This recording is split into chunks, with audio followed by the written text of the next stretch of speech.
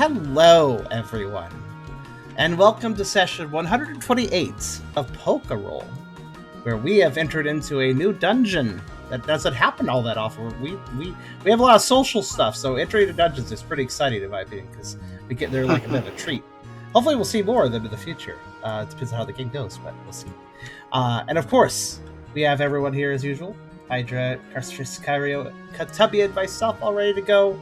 Feeling relatively okay for the most part, aside from some baby stuff here and there, which hopefully go away.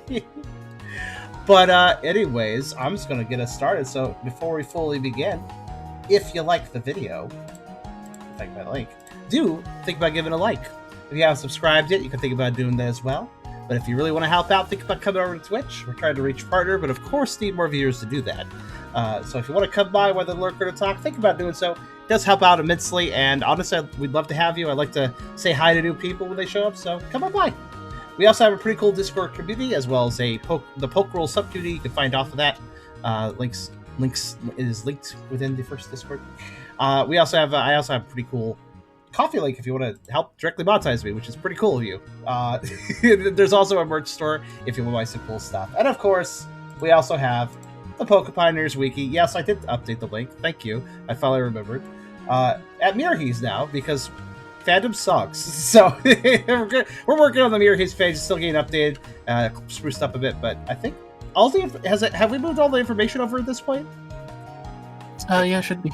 Okay, cool. Yeah, all the information's there. We still have to do some, probably some aesthetic stuff, but yeah, it's all there. So go check that out if you're interested. Links in the description for everything. So, and with that being said, Car. Indeed. Feel free. Well then. Last time was session 127. Growing Fronder.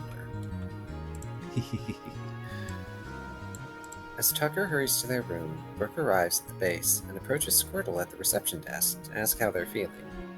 As the two catch up, Brooke asks them if they remember where they last saw Noibat, and is brought to one of the town gates that exits into the Big Plains, where Squirtle explains that they recall seeing Noibat leaving with an adult probably around 3 days ago. He asks Kangaskhan, who is currently on patrol, guard duty, if they would remember that, but Kangaskhan tells him that he doesn't exactly keep track of who enters and leaves anywhere, so he wouldn't be able to remember who Noibat would have left with. Deciding he wouldn't be able to get much else in terms of clues, Brooke returns to the base again and catches up with Ryda, who is continuing to study Liar's language outside. Ryda explains to Brooke that they told Tucker about the events at Seaspray, which causes some concern for Brooke, especially hearing that Tucker hurried to their room with Puppy in response afterwards. He warns Ryda about using more tact when talking about such things with Tucker in the future, before asking if he could bring Liar with him to the orchard after he checks on Tucker. After Liar agrees to it, he then goes to Tucker's room to speak with him. Tucker hesitantly allows Brooke to enter his room, hiding underneath a pile of plushies that he buried himself under. Tucker explains to Brooke that while he can understand that death can happen in such a high-stakes environment, he can't help but feel uncomfortable and angry knowing that Ryda deliberately chose to kill the Cloudfather. He struggles to understand why someone could make such a choice, and those conflicted feelings led him to want to isolate himself in case he tried to attack Ryda, like he attacked Riley so long ago. Brooke responds by telling Tucker that he's proud that Tucker understands the pressure that those environments can cause, and is glad to know that Tucker was able to recognize when he needed to distance himself from Ryda. He also tries to provide some form of comfort by reminding Tucker that the situation could have escalated further if Ryda didn't do what they did, which Tucker hesitantly agrees with. As the two continue to talk, Tucker's mood calms down a bit, and Puppy aggressively makes their way into the pile of plushies to cheer up Tucker themselves, which helps comfort them even more. Brooke tells Tucker that, as an acolyte of Eternatus, Ryda is likely going to continue using that approach on similarly reprehensible Pokemon in the future, and that Tucker doesn't need to fully agree with the method, but at least try to come to terms with the fact that it was a form of justice that Ryda believes is right. He also lets Tucker know that he's going to try to work in the future to get Ryda to be more forthcoming with such intentions before acting on them so the team can work together better in the future. Tucker nods and understands what Brooke is trying to say, saying that if Brooke believes that the team can work together, that he will try his best to help towards that goal as well. Brooke then leaves to give Tucker more time to talk down with Puppy, reminding Tucker that he can always speak to Brooke in the future if he needs it. After exiting and calming himself down, he suddenly remembers about how he needed to tell everyone about the mission Pangoro gave him, and poked his head back through the door to let Tucker know there will be a team meeting in 5 minutes. Need to give you time to calm down. Looks back in. Hey, meeting in 5 minutes.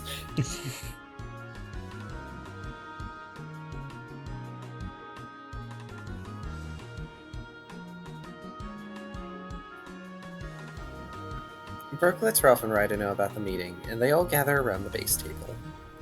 As they gather, they notice some new furniture had been bought while they were away, particularly a beanbag chair for Ralph to sit on more comfortably in place of a regular chair.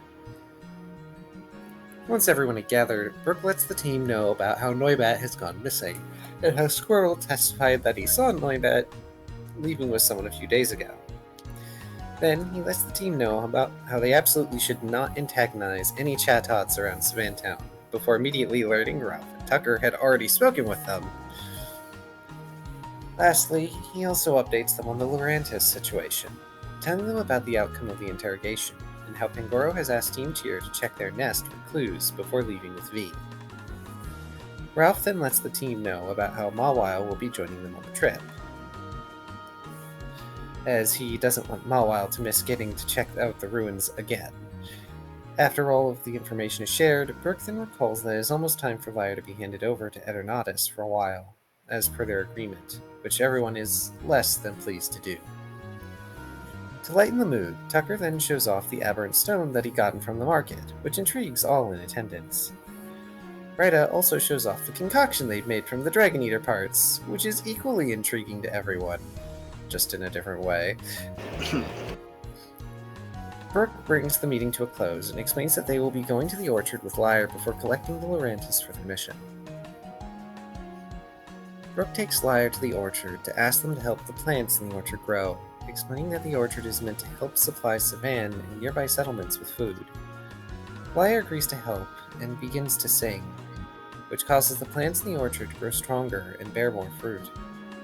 After they do, Brooke notices Lyre becoming exhausted from using their power and hurries over to support them and thank them for their assistance. Brooke asks Simasage at the orchard to quickly get them some water to help Lyre recuperate, and they take in the sight of the now prosperous orchard.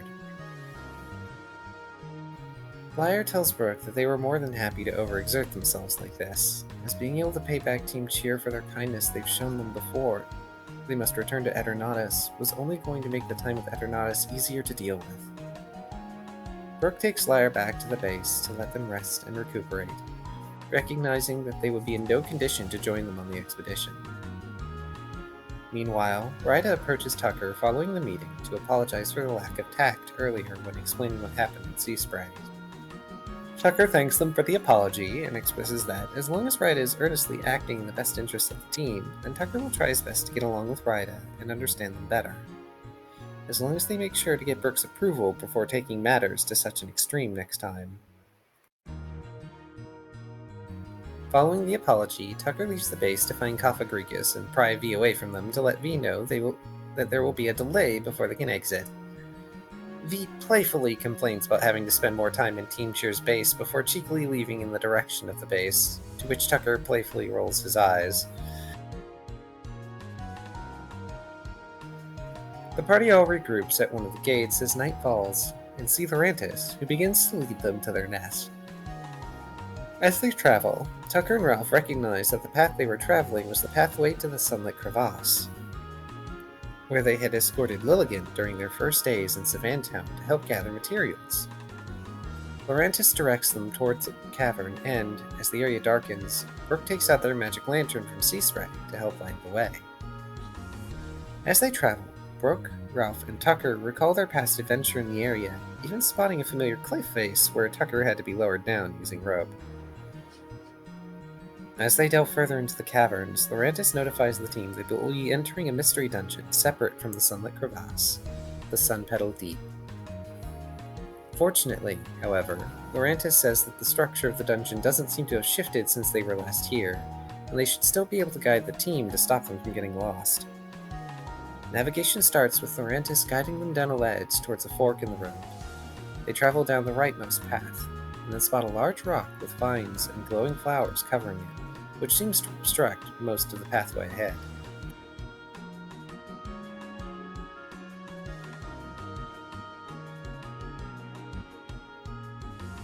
And that is where we left off.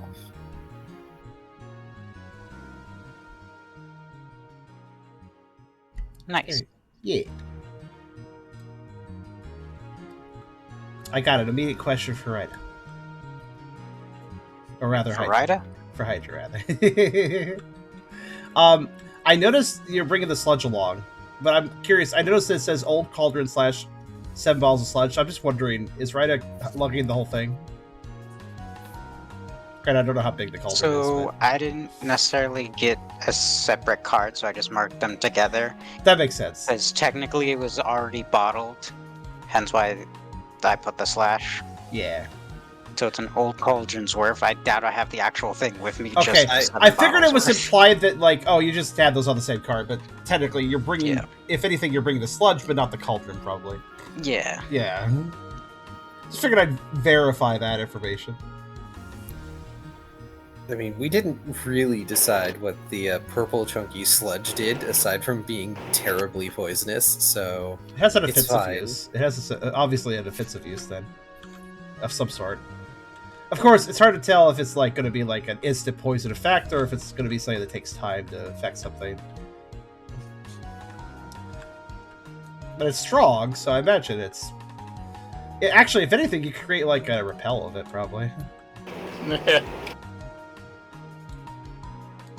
Any options? There are. And right now, in the cavern, there's technically 3 paths, though the one before you seems to be blocked not just by fallen stone, but by vine and flower. Well, I say vine, but it's more like plant growth. So, were we going... Where did we started from the tile we're on, right? South end, I think? Or... No. Oh, where did we Previous start from? tile. We started from okay, that's where we came from, alright. Alright, I hadn't to leave before this because my computer died or something. Oh yeah, it was Yeah. did you catch up on the last little bit? I did, yeah. Okay. Sorry I didn't give you the VOD. Oh yeah, my power went out, that's what it was. Oof, yeah. The last stream I did, my power was threatening to go out because it was thunderstorming for like 3 of the hours I was streaming. Oh, I chose the wrong Tucker remote. You are correct about that. Thank you, Fair. I clicked the wrong one when I loaded it. Ba-da-doo-doo-doo-doo. There we go.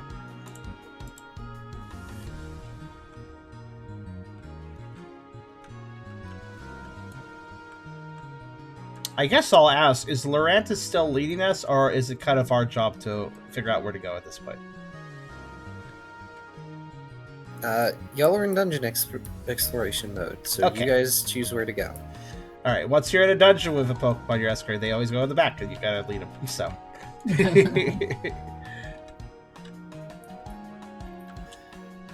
Oh, right, no, Lorantis is helping navigate. Shoot.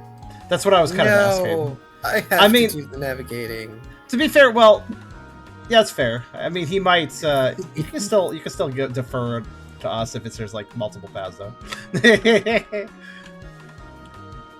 We can just abstract it. Yeah. Oh, there they go again. Why always in batches lately? Oh well. In any case, is there anything you want to do in this chamber, in this tile, before Lorantis starts moving you along? Yeah. Seemed like a pretty, seemed to be just a thoroughfare, so nothing to note particularly, right? Oh no, wait, was it the path to the right that was blocked by thorns? Is that what it was? Or vines? The path to the right is blocked by a fallen stone that has been overgrown by a plant life with Right. softly glowing flowers on it. And, like, I just preemptively remembered give something. bravado. If you would like, sure. What was that, Hydra? No, I remembered something that was in between sessions. Oh, yes, I'm aware. No, I was gonna mention something to Brooke in game when I had the chance. I just remembered it. Okay. But yeah, at some point, since we just entered this, Ryda would approach Brooke, saying along the lines of, after we are done here, there is something I wish to discuss with you further. My voice isn't correct. Whatever. Oh, you're fine. I think Brooke will just give Ryda an acknowledgement. Say, yeah, alright.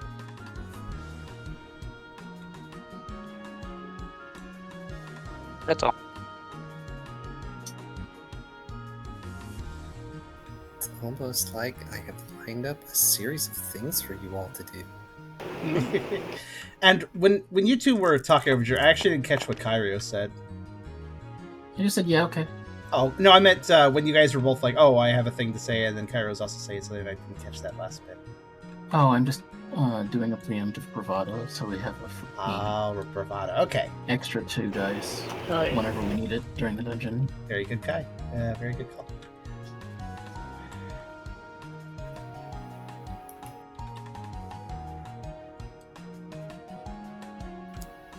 Laurentis pauses as they see the plant growth, almost like they're considering something, before they make a left turn.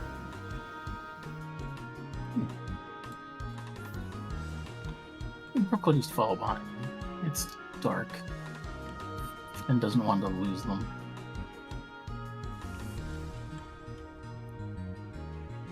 Stick together, group. Indeed. So far, so together.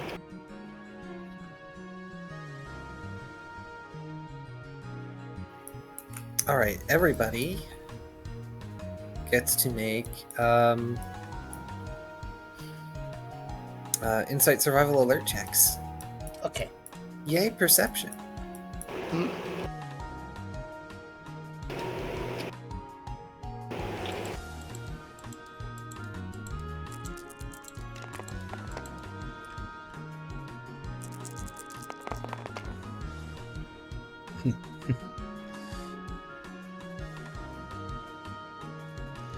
Why am I always getting the bad rolls? No, not always, but at least I got 6s to counteract the ones. The curse of 2. Now we about to have the blessing of 4. I think Did I you- activated Lucky Chant last session. Not that it would change the roll, but I think that was something I did. Yes, you did. Oh, okay, then Okay, just Alrighty, I'll for a place my reminder, but- chant on my picture just so I verify. I should probably make an icon for bravado. That's true. Are you going for let's something? see. Yeah. But I already forgot.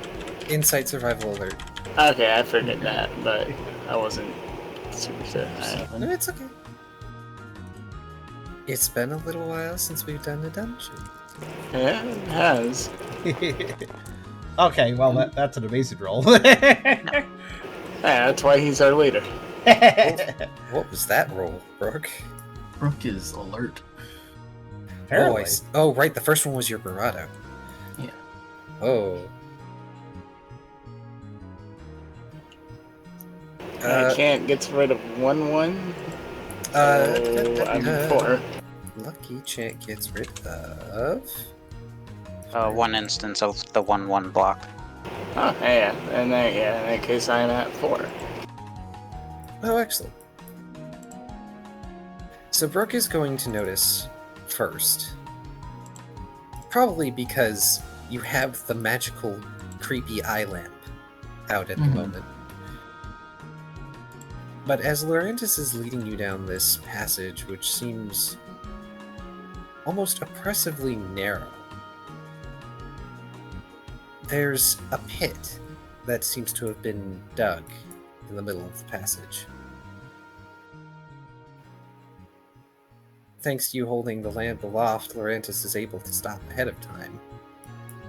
Ralph is also going to notice this, being one of the tallest members of the team. So you can see farthest, even in this dim lighting. Brooke will look back and say, "Watch your step, there's a trap here." I'll pass it on. Watch your step, there's your trap here.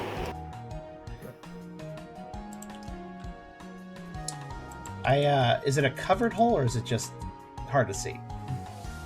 It's hard to see, but also because of the way it's been dug, it's something that you would have to climb over or create some sort of way to get across. The Laurentis seems to fidget nervously. Oh, this wasn't here. They take a step back away from it, looking from side to side. Assuming Brooke is up front. Yeah. With your light, you're able to see more supposedly fallen rocks blocking other passageways overgrown with plants.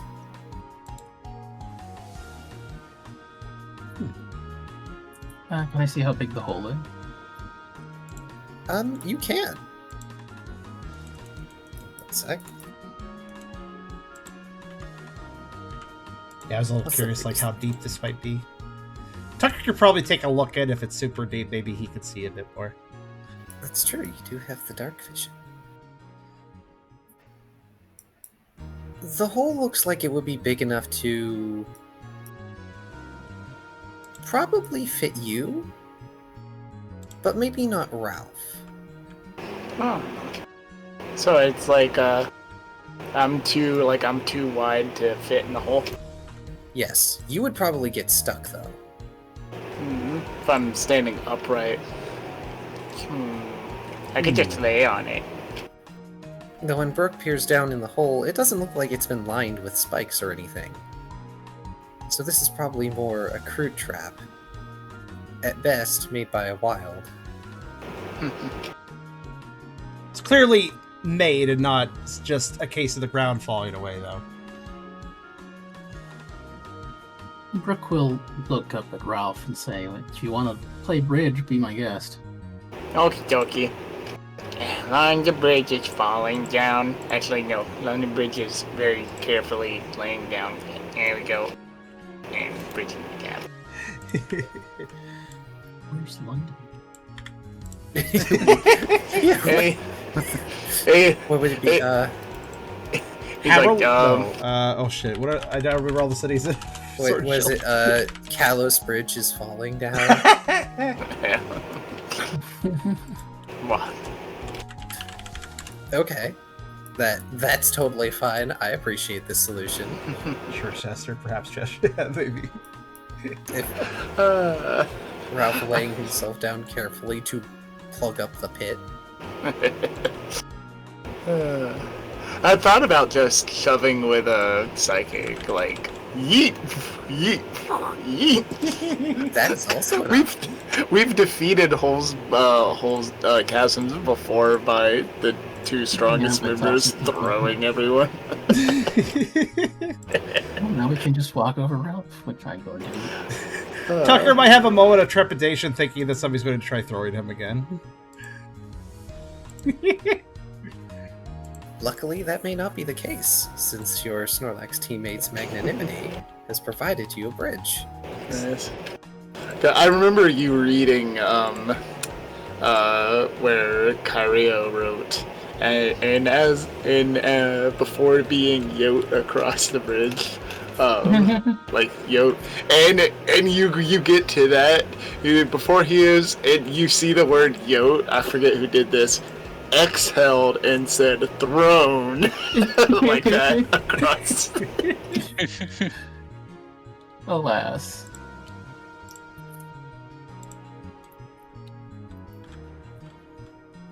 Tucker walks carefully across Ralph to not push him deeper or anything into the hole.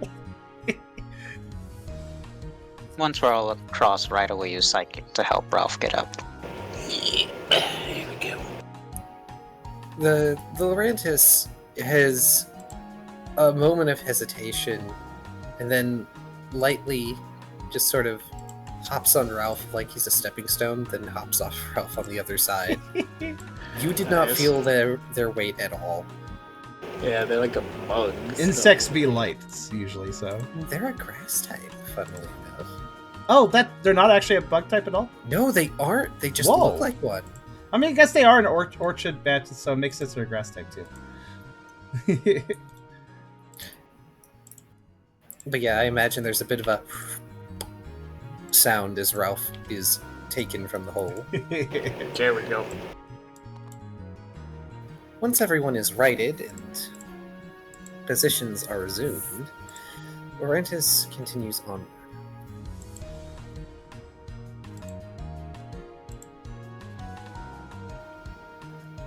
As they proceed, the cavern widens out again. And something all of you are starting to notice, especially thanks to either dark vision or the lamp casting its creepy, squishy gaze about, is there's a lot of plant life down here for somewhere that gets so little to no sunlight. Yeah, that is something that's kind of been in the back of my head, like... Especially if there's, like, a lot of plants. Did this area used to be on the surface? Lorantis pauses. No. Not as long as I've been here. They shake their head. Looking around, they spot a small cluster of the glowing flowers peeking out of the crevice. They gesture to it. These provide us light. They are the sun petals. That is why this is sun petal deep. Aha! They're the reason I'm able to live here. And others. Bioluminescence. But only the strong survive. I'm lucky I was able to carve out a lair. They frown. Was.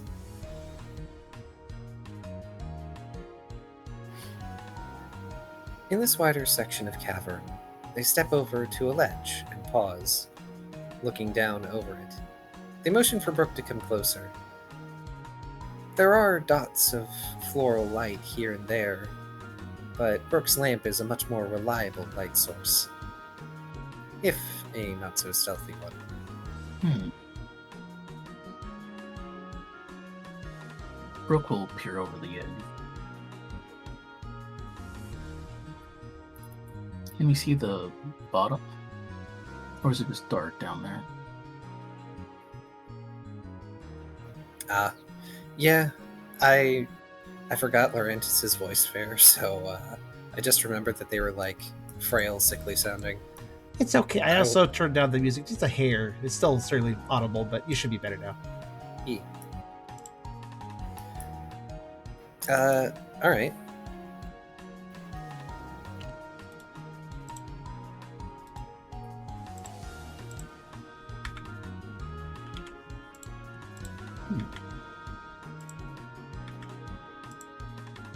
Loretta has pocketed a flower. Ooh.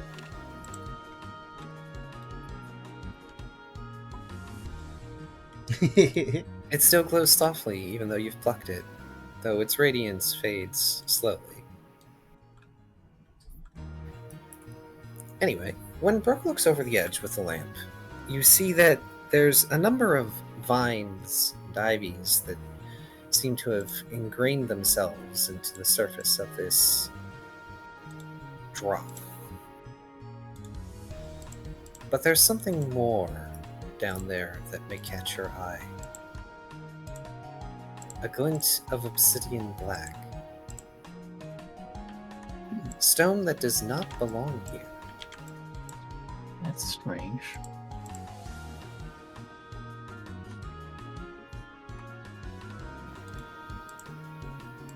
We're going to have to climb or fly down there. Will all of you be okay? Ryder pulls out some rope. Sometimes we don't move rope. Tucker looks over the ledge at that climbing comment, and then looks at the rope, and then does a small sigh. Am I gonna be tied and drop down again? You can always ask Ralph to carry you down. Oh, it's fine. It's safe. It's just a little demeaning. He kind of blushes.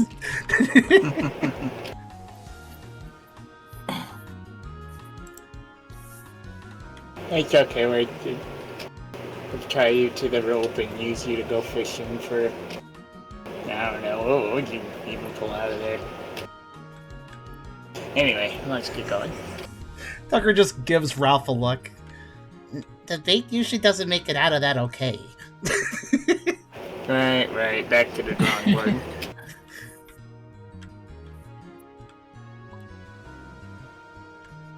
Have Tucker practice rope climbing on his own. Look, okay, it's not like Tucker has Midoriya's, what is it, the Black Whip ability? With the exception of like some sort of flight or crazy jumping skills, I don't know how a quadruped would learn how to climb. At least not like ropes and vines. Tell that to goats. Goats are insane though, so you have a point. Yeah. The fact that they don't climb, they just stand on very small ledges like a speedrunner in a game fight at just the right polygons to stand on. Oh man, reminds me of this meme I saw one time of it was like a spider like stole a wallet from a goat and climbed up the wall, and the goat touches the wall and you see a little caption that says like 89.9 degrees, and the goat runs up the wall after him. I know exactly what you're talking about. Yep. I was thinking of that too. Now Tucker accepts becoming another puppy pulley situation. It's fine. It is indeed fine. It's going to take a little bit, but, you know, this is something that the team has gotten used to. There's not going to be any need to roll for making the rope harness this time. It will be worth noting, though, as an aside, when Tucker is a mighty, and I don't know if the puppy pulley system would work very well. That would require a lot of manpower, or poker power. So you better enjoy it while it lasts.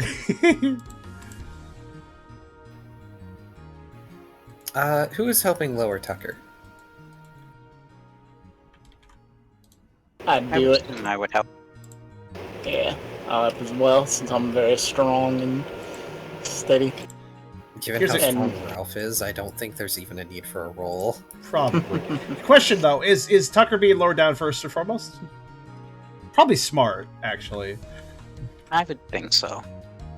Alright, Tucker will use his... And also, that way, Tucker can use his dark vision to kind of keep an eye out of the bottom and stay alert, since he's first one going down. Yes. Welcome back, Kyrio. Hello. Hello. Tucker's being lowered down first. And since Tucker is being lowered down by other people's efforts, he can be alert and not have to face the wall while climbing. So he's going to look at the bottom and keep an eye out. Do I need to do a roll for that? Please do. Okay. What shall I roll? Inside survival alert. Okay, figured, but just trying to make sure. I know, the most common roll of all. It's also just a good roll for Tucker. Assuming the dice actually land with some amount of consistency. Yes, thank you. Well, holy shit. Yeah, exactly. Lorantis is going to start climbing down alongside Tucker. They end up using their limbs to sort of half rock climber, half fireman slide down the ivy and vine. That is sort of overtaking this section. They're fairly quick about it. Some of the perks of being light. Speaking of light, Tucker,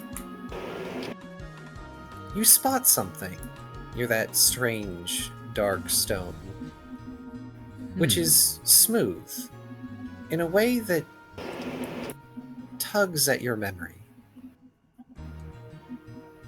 Unlike the glint of the bioluminescent flowers, this seems metallic in the dark. And it's moving. Moving. Is this something that's part of the floor, or is it like a boulder, effectively?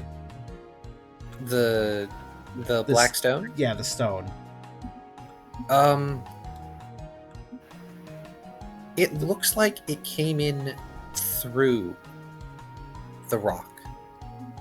Ooh. Like the floor or the wall or the ceiling, or yes? Yes. Oh, wow, okay. It is a large chunk of thing down there. Ah.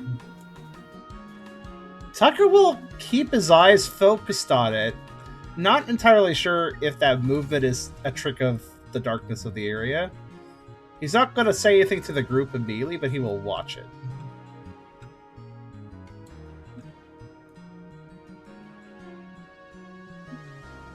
But after a few minutes, Tucker is safely lowered down to the floor. Laurentis is already waiting for you, patiently. This is an opportunity where they could have run off, but clearly they have no intention of that. Tucker will make note of that. Oh, I guess I should ask, when you say the rock is moving, there's a few ways I can interpret that. No, the rock is not moving. Oh, it's not moving. It's the metal glint that's moving. It's gleaming, is that in other words? Yes, it is a small metal gleaming that is near the big dark stone. Okay.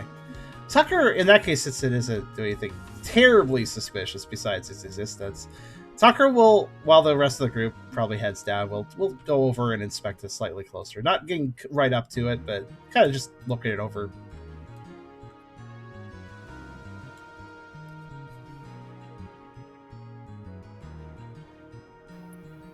Alright, how is everybody else going down? Probably just assail with the rope that Tucker used. Yeah, I'll lower down everyone else and then figure out myself. Ah, okay. Well, with Ralph's help, nobody's going to need to do a check except maybe Ralph. Yeah. Now I'm like, The biggest thing is Ralph is not keen on shattering any obsidian. That would be very bad. Yes, it would. That would be sharp. Oh, yeah. It's true. Also, only Ralph probably knows that, if anybody. Given Ralph's mass, he would probably fall a bit harder than everyone else. Yeah, so But as Ralph lowers Rita and Brooke, you note that the flowers are dotting the vines as much as they sort of grow out of cracks and crevices. It seems less like they're a parasitic thing and more like they've created a symbiosis with most of the plant life here.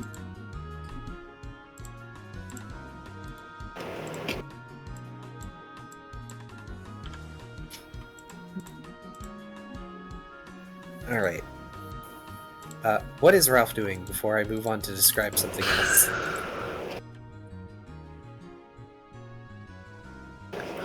let's see, I think he'll just kind of try to slide down and slow himself with his psychic and instruct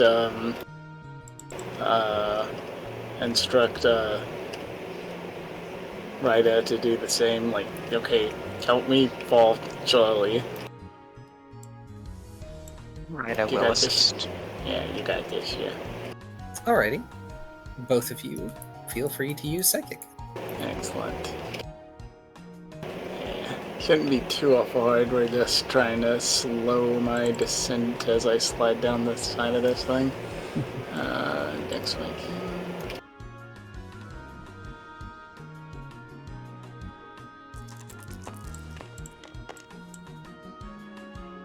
Good. Less so, but probably okay. 3. Yeah. Lucky. Lucky Chin. Yeah. Chin. Yeah, we get the 3. And then Bravado's an extra one. No, Bravado doesn't apply to accuracy of the number yet. Bravado doesn't work on damage rolls. And you had 2. Well, yeah, but this isn't a damage roll though. I know. Does it work on everything that isn't a damage roll? Correct. Yeah, Literally any everything. It says next action, but we've been generously just allowing you guys to choose when you use it when not in combat. Yeah. Alright, So- so that's 2? Was it 1 or 2? So generous. It was 2. Either. Alright, So- well, 2 more anti-teams. What about Rita? Are you also using psychic? I did. Yeah, they got 6. Oh shoot, I missed that. I'm sorry. Mhm. It's okay. Well, Ralph, you're sliding down the vines and the ivy, and it's kind of slippery for you. And you start sliding down, perhaps a little too fast for your liking, even with psychic to help sort of slow down the acceleration. And I almost imagine Rida looking up at this, going, "Oh right, I'm supposed to help," and then suddenly you slow down quite a bit more until you are gently let down at the bottom. Though you happen to have torn off a fair number of vines and other plant stuff on your way down, which Yeah, now is I sort of imagine. draped over your shoulders like some sort of meat coat. Yeah, I imagine just him digging his claws into the side of it, like desperately trying to slow himself. Aw. Poor plant life.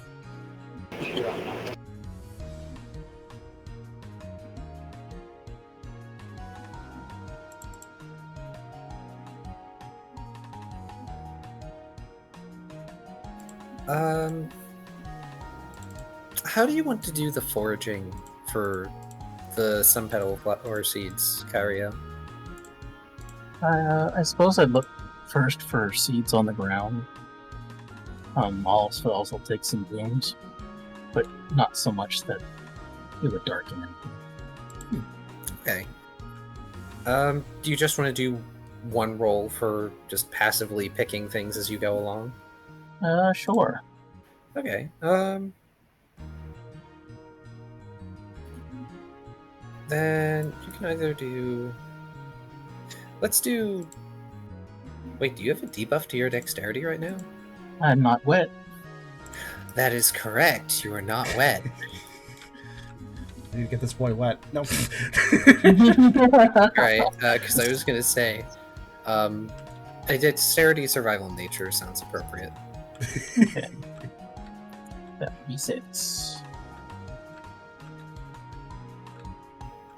Which I believe you can use your bravado on if you want. Well, sure, I'll use that. It's not I'll like you use can't the use one. bravado again. There we go. 4. Okay. Well, Ralph certainly ended up tearing up a few flowers, so there's sure to be seeds here. And there's probably plenty more of these throughout the caverns of the Sunpetal Deep. A reasonable number of seeds will probably achieve that goal. It has to be a fairly hardy plant to exist like it does, so... Indeed. One might wonder even how. But once everyone is down...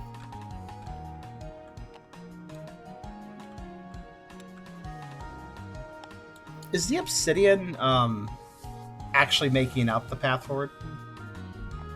No. Okay. Sorry about that, one moment.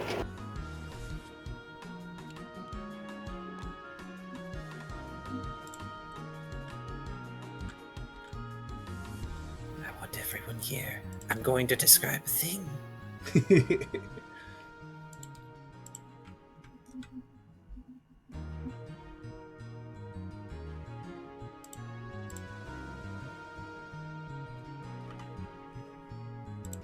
Well, that's fine. We can just take a moment.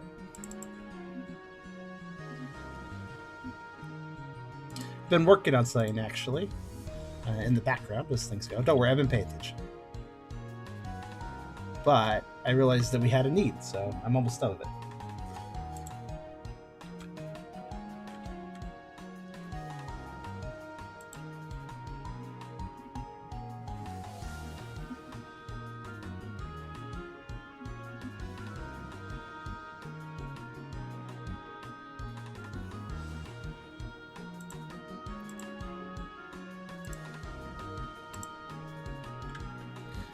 And while we have a pause, I guess I'll do the thing that's responsible and say everybody should hydrate if they haven't.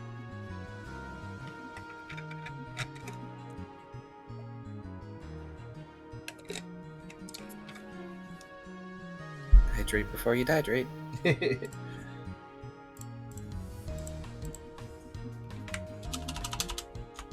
Alright, there it is.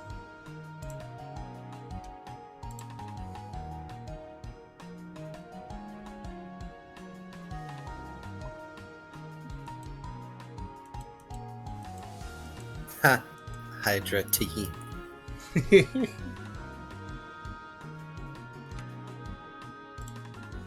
Okay. I need a lucky chant. There we go.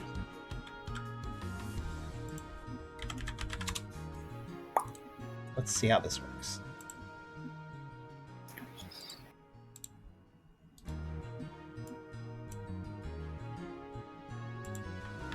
Okay. That should do it. Lucky chant making y'all more survivable when I can't crit you. There we are. I don't know why it's rotated. That's fine. Oh. There we go.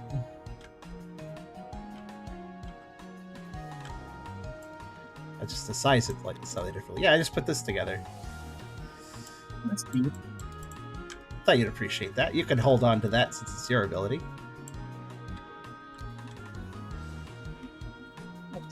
This.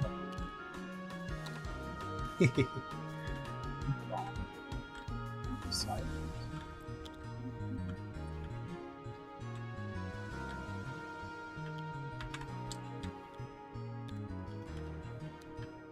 I'll just make a copy. Oh, whoa, I made multiple copies. Here's one for you. Just slap your face with this paw. Slap. One for you. There we go. That's true, fair, but I wanted to be a little more artistic about it, because when I think bravado, I think, like, potentially aggression, but also just, like, kind of... Like, I figured the croc paw would work really well. That is specifically a croc paw that I got, and then I just traced it around, and... Yeah. Stylized.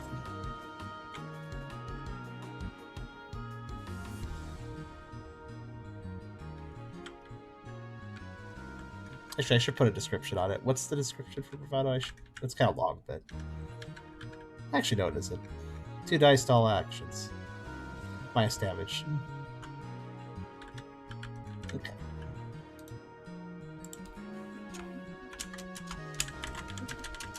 I've been forgetting to use that, actually. It's all actions that I've been doing some rolls where I could have used bravado and I just did it. So yeah, actually, having an icon might be beneficial for me. Pat the pooch.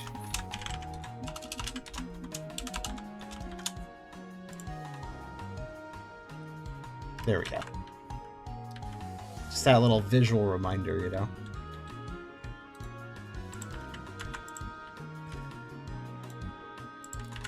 Alright, let me... I'll add the descriptions for all the ones I copied too. There we go.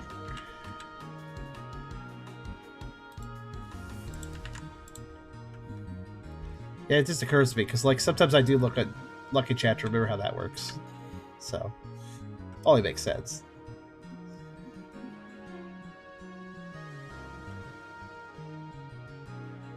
Actually, Bravado and Lucky Chant synergize very well.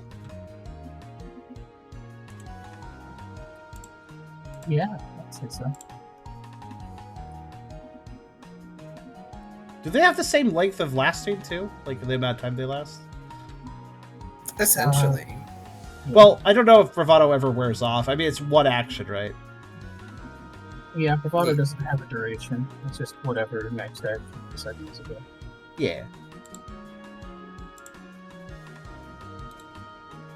All right, let's see. Are we waiting on Tubby?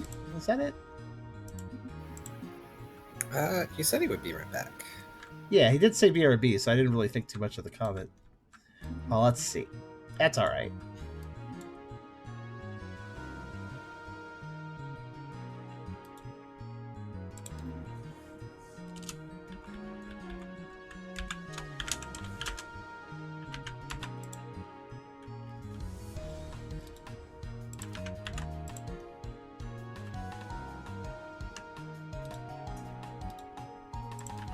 Actually, for this being since Bravado lasts kind of forever until you use it and then it's gone, all the more reason to have an icon. You could just remove the icon when you've used it.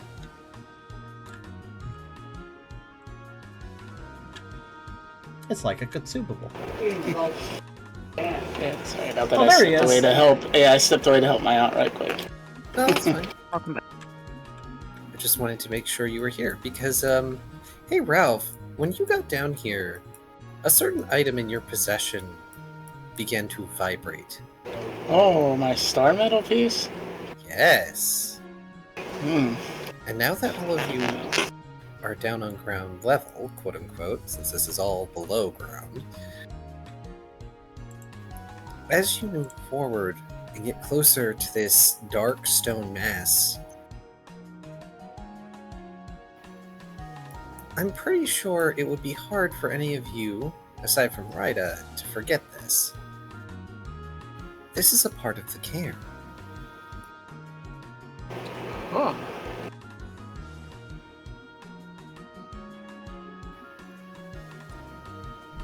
Ooh. Laurentis gestures toward it. They're frowning slightly. Things changed after this appeared.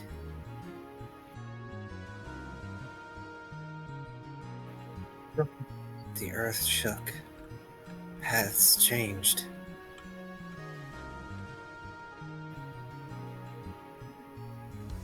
It has made life a little harder. I think things have started to settle. Maybe. Little nod. Yeah, I think that does that now and then.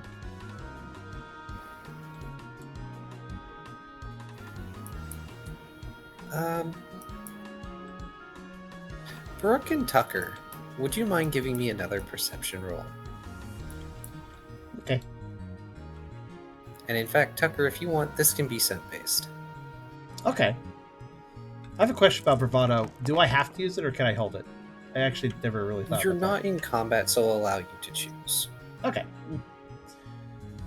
Alright, synth based. Yeah, let's do a synth based. That would be... I guess I effectively just do Odor Sleuth's roll when I do that. Yes. Insight oh, it is still Insight Survival Alert, so... Yes, but I like to It is, make indeed. sure it's clarified. The alertness is particularly he's using his nose. Yeah. And I'll hold it, by the way. The Bravado. Yeah, I Okay. think holding it was fine. Damn. Wow, okay. Hey Brooke, the lamp is acting real shifty with the way it's doing the light thing. Just sort of wavering its glow across the stone, almost like it's looking for something. Tucker, you straight up smell Noibat. Oh. Oh, wow. That was a good roll. The moment he notices that and detects that familiar scent, because it's not exactly a lot of dragon types around, so it's easier to probably pick up a scent of a dragon type, he's going to immediately turn to the rest of the group and express, "Guys, I don't know why, but I smell Noibat down here." Rock on. You got this. I We'll can't. approach the rock, I think. I'm sorry. Oh, go ahead. Brooke will approach the rock holding the lantern aloft.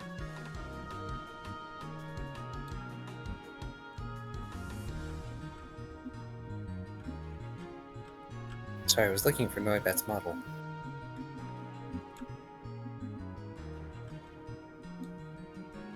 Ah, there it is.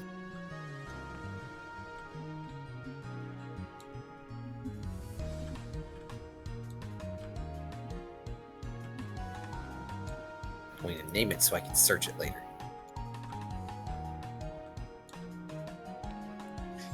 That's fair. So, holding the lamp aloft, you can see that this section of the cairn sort of bows out, creating an odd, what is it, concave or convex? Cave if it's down, or if it's a hole. Okay, so an odd convex ramp of sorts that leads up to another ledge. This might have been one of the shoulders of the Claydol cairn, if it completely mimics how a Claydol works. But when you follow the light of the lamp, it seems to guide you around the side. Tucker, you similarly get word salad. It's been a while since I've word saladed. Pardon me, everyone. But you can follow Noibat's scent around the same direction as Brooke. If he stayed near Brooke, which he probably is, considering that kind of got him hyped up when he smelled Noibat, Tucker's nose kind of follows the path he's noticing Noibat on, so Brooke could easily notice the direction. Basically, Tucker's being kind of a pointer dog, without even trying to be.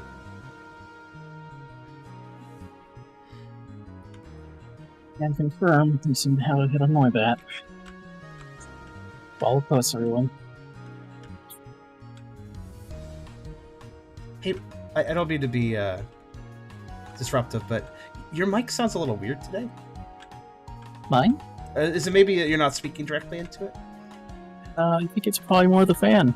Oh, the fan. Okay. No, all right, that explains it. All right, Yeah, it's fine. I wasn't worried.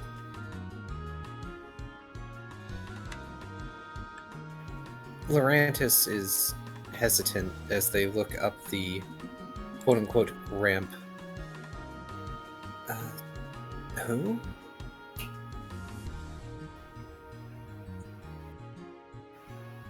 They fidget their limbs together, following kind of behind everybody else. How's that?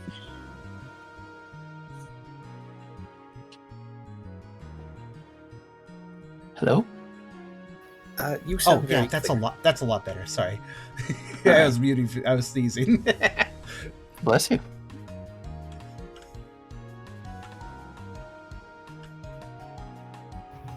What about right and Ralph? Well, we didn't really see anything, so we're just blindly following the other two who say they sense Noibat. Okay. Yeah, I'm Is gonna anybody- keep is an any- eye on. Gonna keep an eye. I'm gonna keep an eye on my star metal piece.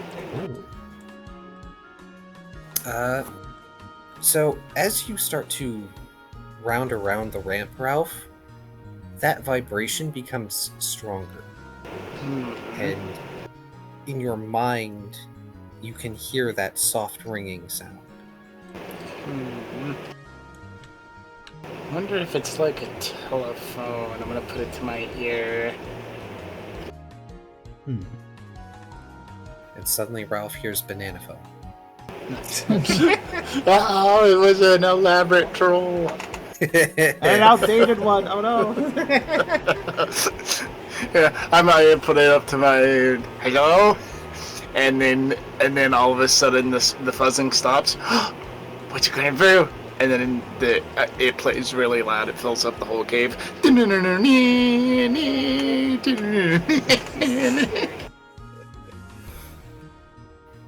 Oh god, no, I'm not even gonna bother rickrolling you all. I'm better than that. I know I'm better than that.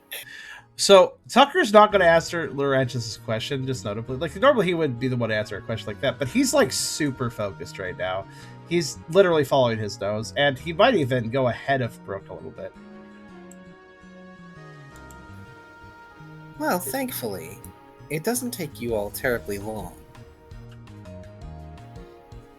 In a niche formed where...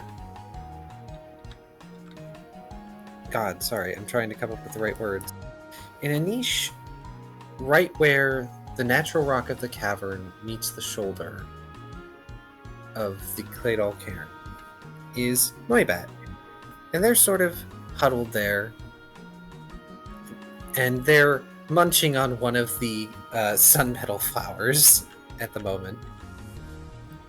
But their ears prick up as you approach, and they squeak, "It's you guys!" And flap, flap, flap, flap, flap. And they tackle into Brooke. Brooke will catch them with his free hand. Say, hey, what are you doing here? Oh, wow, okay, a lot has happened. Also, these things are not terribly tasty, but I've been able to live off them down here because I couldn't find the way out. Live off? How long have you been down here? Tucker looks very concerned. I have been down here for days. Noibat also, now that you all have a closer look at them, they look tired, kind of like they haven't been sleeping. Oh. I'm going to... Days. It's been a couple days. I'm going to hand Noibat one of the Vespid honeys that I'm holding. Aw. I think I only have one, actually. Yeah, I mean, if you want to give the one to them, that's fine. Yeah. So here, this should help. Thank you, team leader.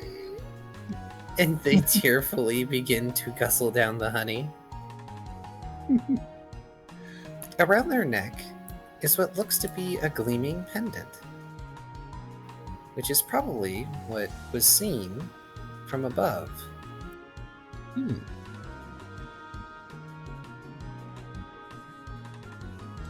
What's this? Brooke will indicate towards it. That tastes so much better than flowers. Oh, this? They smile and flutter away to show it off to everyone. I found this near here. It's this shiny thing. It's my first treasure on an adventure, and I found it all on my own. May I take a look? Okay. And they move closer. They seem fairly unwilling to take it off. Mm-hmm. I will give it a little inspection. It's definitely a pendant, all right. It has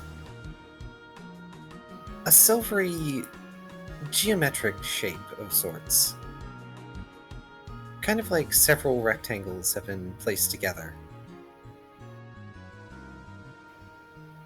A good way to describe it might be multiple vertical columns that have been fused together.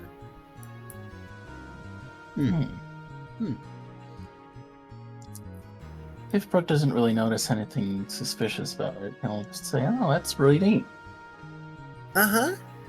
I don't know if it's got any powers or anything like a garment, but it's shiny and I like it.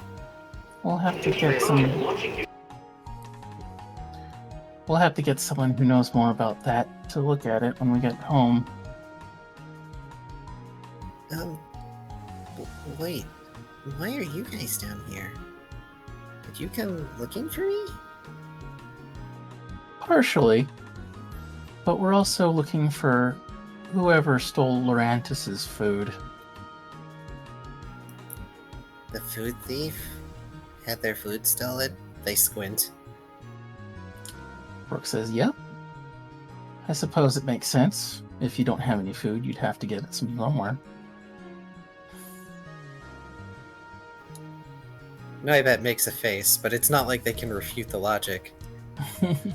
Lorantis also makes a face of minor annoyance at the child. So... How did you end up down here, anyway? Before I have Noibat answer that, Ralph, Yeah. Give me an insight smart logic roll.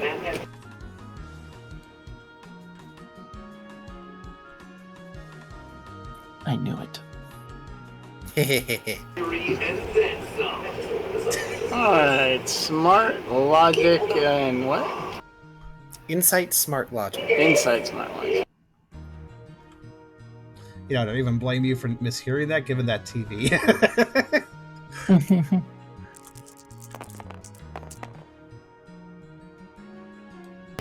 Oh, and then... Yeah. Oh wait, no, I already used it up earlier. Never mind, ignore that. That's fine, but you still ignore 2 of the ones, so... Yeah, so it's 4. Yeah, 4 because I ignored 2 ones.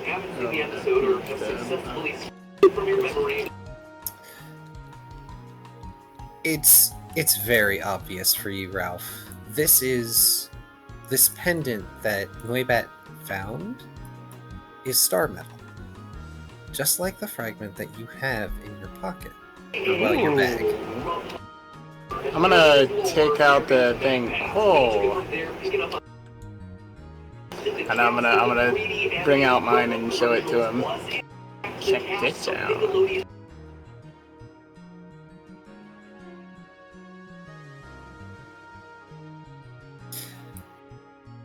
Noibat looks at your little metal piece and then looks between it and his pendant. Oh, huh. Did you also find that down here? Verification. I don't remember where I got it. You got it in the grove? Something like that? Out of character, Ralph It was- got it when you all were in the Drizzle Woods. Yeah, that's Yeah, way north. Yeah, I was thinking it was somewhere on the campaign to go towards the Mount Shiver or whatever it's called. Yes. And this is not really knowledge that I think anybody else has, but it was given to Ralph by Mercury, the Observer. So you didn't meet any like strange folks down here, did you?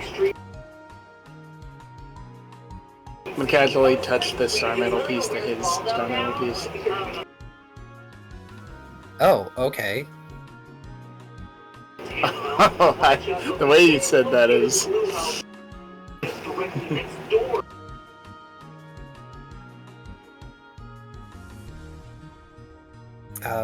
Also, yes, if there's any way to have that TV turned down even a little, that would be appreciated. I I don't- understand if you can. I don't want to be anal about it or anything, but whenever somebody has a TV blurry during my streams, I'm always like, oh, please don't copyright claim me with some random music. You know? I think it's fine. It's Sounds like a never talk been show, but- music from the TV. It's Yeah. always been a talk show of some kind. But if not, then it's fine. We can live. It's a map pad. Ah. Well, it's too, like, snippety for it to be a problem anyway, so I'm not going to worry about it. In any case, Noibat goes to, like, try and answer that, and there's a sudden, very sharp ringing sound that emanates from the 2 pieces. It wavers in its wavelength a few times before it fades.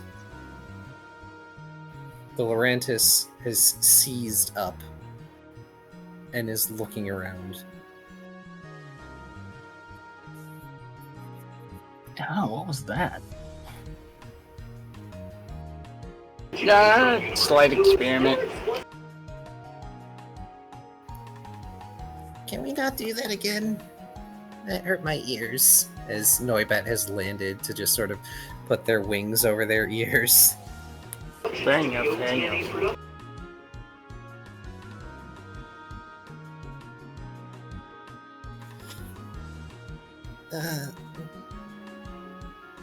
I'm sorry, Brooke. What did you ask me? I forgot. Brooke will just sigh and say, I was just wondering how you ended up down here. Oh, right! And they hop in place a little bit. Well, I saw that Littlekin was acting really weird, and I know they were being kind of sad, but they left, and they didn't take anyone with them, even though they're supposed to take someone with them when they leave. So I decided to see what they were doing. And I followed them down here, and then I got lost.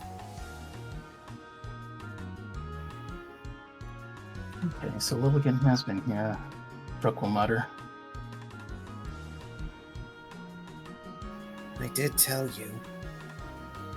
Lorantis replies bitterly. Give me for giving my friends the benefit of a doubt. Tucker also pipes up. It just doesn't seem like something she would do. But I guess we don't know her that well. If she's acting strangely, then something might be influencing her. Let's keep looking. We should be careful. A lot of things likely hurt that. Lorantis shoots Ralph a look. I mean, maybe, but I promise we're stronger than most things that live here. Let's go. I can't hear that. Yeah, the last half of that was drowned out.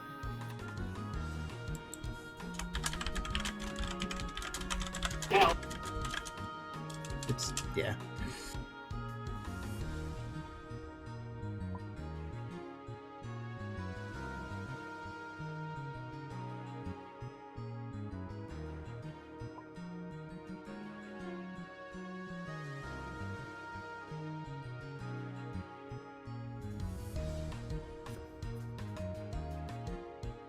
Ah, thank you.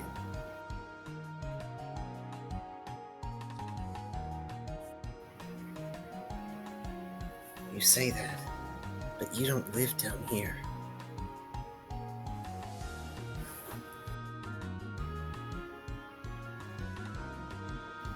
Lorantis starts to move away from this little niche that Noibat seems to have been hiding themselves in for the past few days.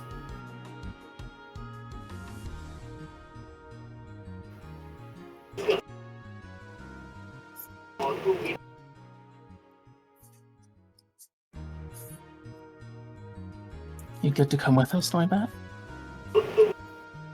After getting to eat that honey, yeah. Alright. If the thief does turn out to be Lilligan, then I'm sure we can figure something out. I hope so. You're nice.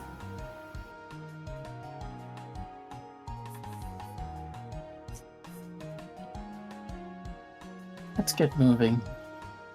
We don't want to be here if something decides to investigate that noise. And Brooke will follow Lorantis. Speaking of, as you all are following Lorantis, could somebody roll the Doom dice?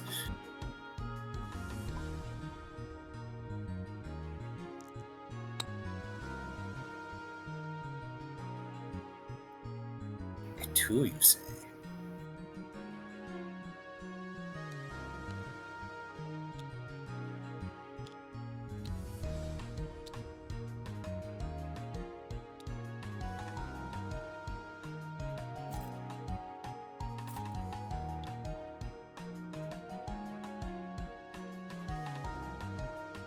That works.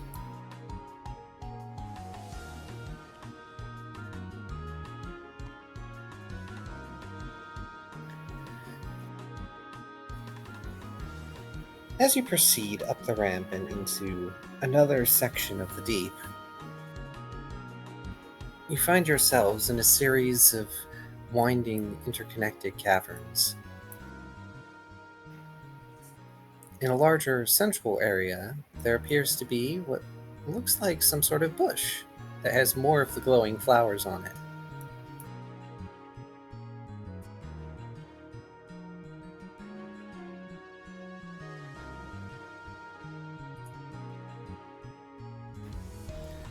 alighted upon this bush is what looks like Butterfree? One of the large winged bug Pokemon of some description, though their wings seem to glow much like the flowers.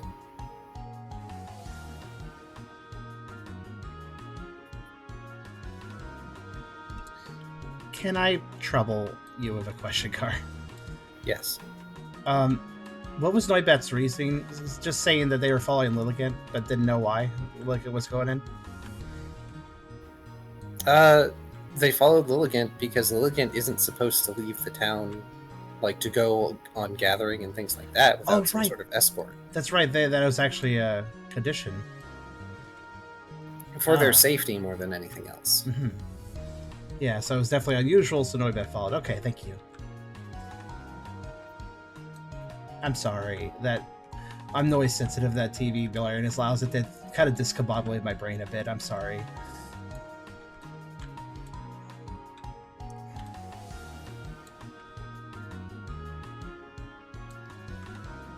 So we've advanced into... What does this room look like again?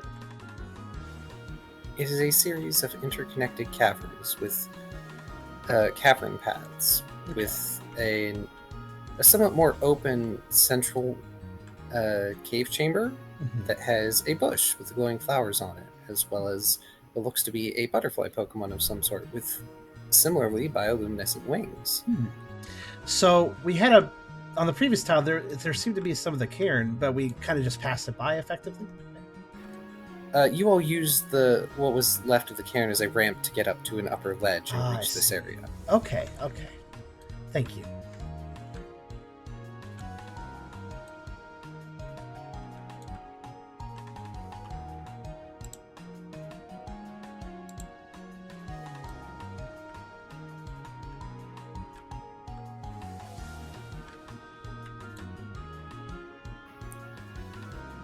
Lorantis seems to see this and tries to skirt around one of these side passages.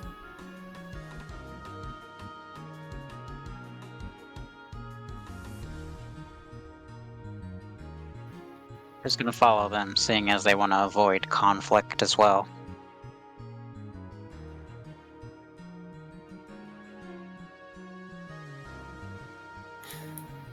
Would each of you terribly mind giving me a dexterity survival stealth roll?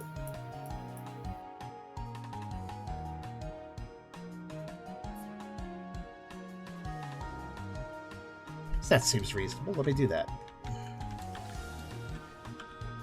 Dex, survival, stealth?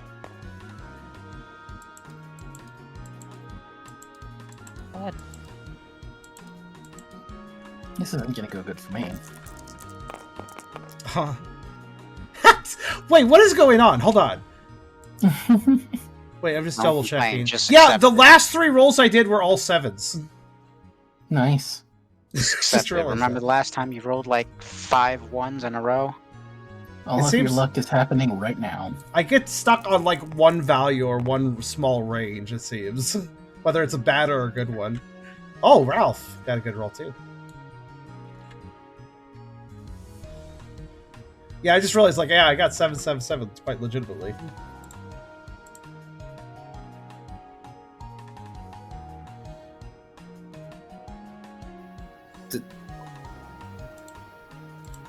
Brooke does not have only 2 dice for dexterity survival. Oh, wait, no, you do. You have a -4. I do have a -4. You remembered it more immediately than I do.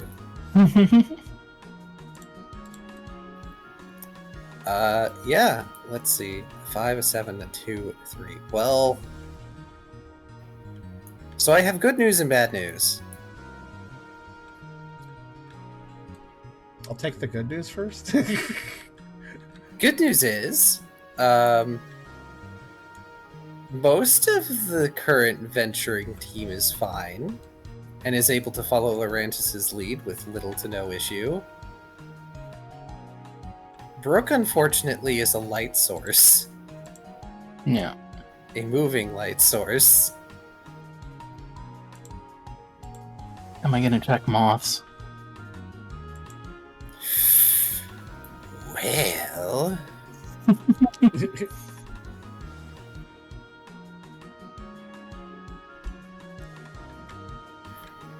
As you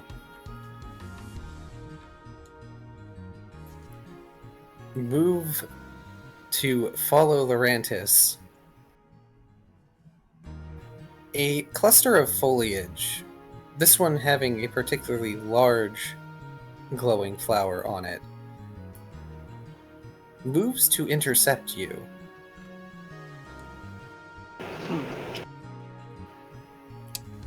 Wait, the flower did? Unexpected. Kind of, yes. Let's see. Do. I have a bit of an idea. Where is it?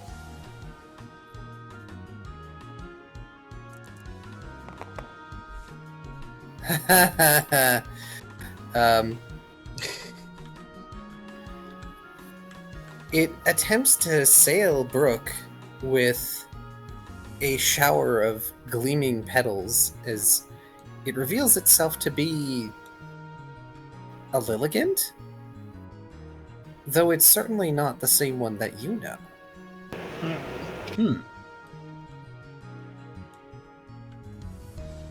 Whoa, we've got a live one. Brooke says as he dodges, I suppose.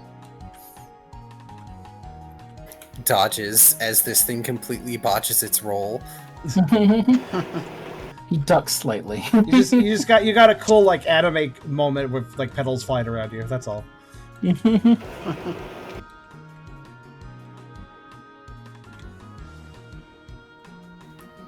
And we're totally sure it's not the same one, like mutated or anything like that. It would have to be a fairly drastic mutation. The way its foliage looks is very different from the Lilligant you know from the town. Right. I'm thinking I have this wild herbal bundle. I could light it with the zapper and kind of hold it.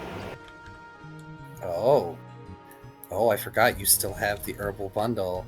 Yeah, I'll take it and I'll zap it with the lighter and wave it around.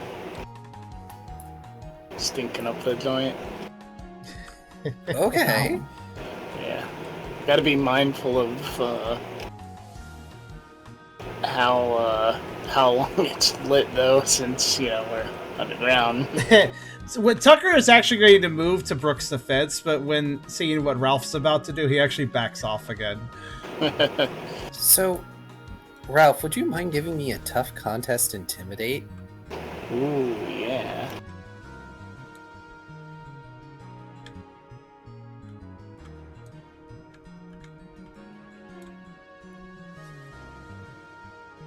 Here we go. Let's be scary.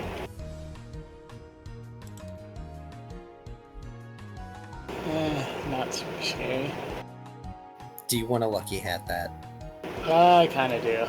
I feel like I can get higher than 3.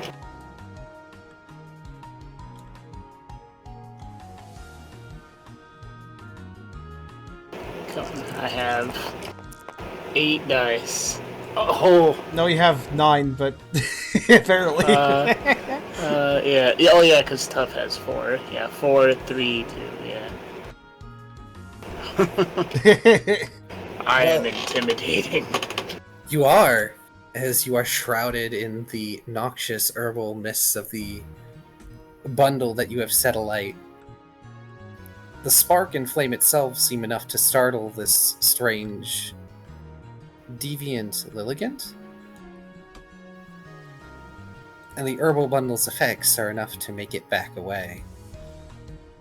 Out of the corner of your eye, Ralph, you notice that the butterfly Pokemon seems to be fluttering nearby, but is keeping its distance. That's right. You may have just prevented a nasty ambush. Ambushes don't work so well if you Ralph. make yourself undesirable to be approached. Oh, sorry. What was that? Brooke will just say, Ralph, warn someone when you're going to use that. Because I'm sure Brooke is in the thick of it right now. You are, and so is Noibat, who is trying desperately not to breathe at the moment.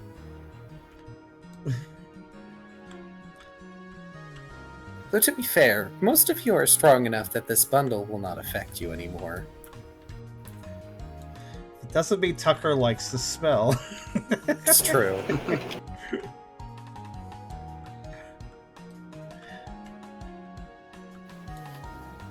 Oh, All right. has Noibat just been flying on his own this whole time? He seemed tired earlier. Yeah, he's like perched on me, I thought. Oh, little perch. Yeah, Noibat has sort of perched on Brooke for now, because, well, Brooke is a staple spot. Yeah. They're just sort of covering their face with their wings, eyes are watering a bit. The Lorantis is also sort of half covering their face with their limbs as they shuffle forward. They mutter something about that being one way to get away.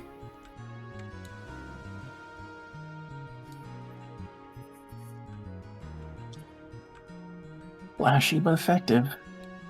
Practically our motto.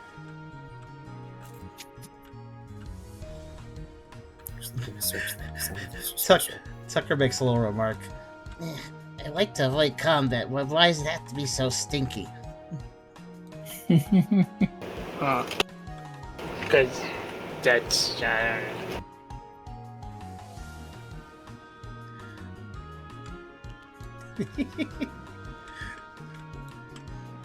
Clearly none of you have fought poison types before. We fought a lot of poison types, actually. Tucker nods heartily. And I don't like fighting them. At all.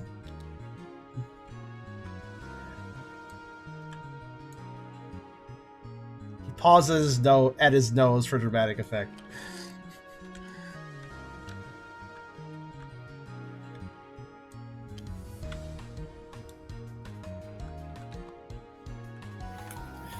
Lorantis skirts away from this web of cave passages, leading you out to a slightly more open one.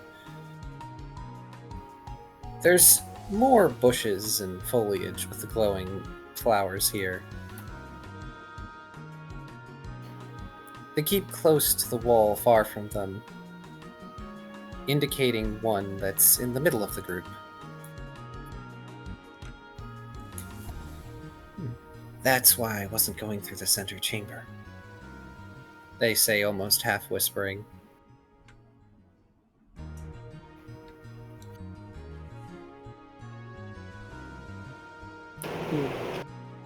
popular ambush spot, I suppose. You all are free to do another Insight Survival Alert if you wish. What's the room got in it? Just some vines again? Bushes, much like Bushes. the previous central chamber, Oh. but they're all up against the far wall right now, sort of Hmm. clustered together. Well, bushes are most of an ambush, like 4 letters of it, so gotta be careful. Let's do another Inside Survival Alert, yeah. I know I'm making y'all do a lot of perception checks, there's good reason. Yeah, No, it's fine. have to be perceptive. Tucker will And again that's a focus. 4. Tucker will again focus on nose for this one. Because sight's a little less useful here. This place. Hey, still pretty good. Not another 7. It's okay. You just need a 777 to have the good roll. Let's see. So, all of you are going to notice the central bush that Lorantis motioned towards moves slightly, Ooh. shuffling in place. It doesn't seem to be quite the same Pokemon as Lilligant, but similar enough. It seems to be giving off some sort of attracting sweet scent at the moment. Some sort of sweet scent. Like the move! Tucker's Stute does stiff a little extra heartily at that scent, but he's probably smart enough not to approach it. Oh yeah, do we feel ourselves getting slower? Unless, yeah. Yes, just a smidge. Okay.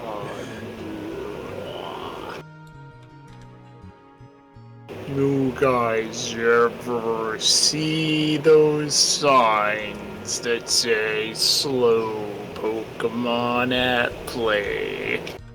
And then imagine a bunch of children Pokemon playing in slow motion. Ralph, Like, why are you isn't that LARPing right as a at slow turning to Pokemon? him? Why are you speaking slow? For comedic effect. You won't think it's so funny when one of those things attracts 6 other Pokemon to attack you. Durant is just squinting at the lot of you.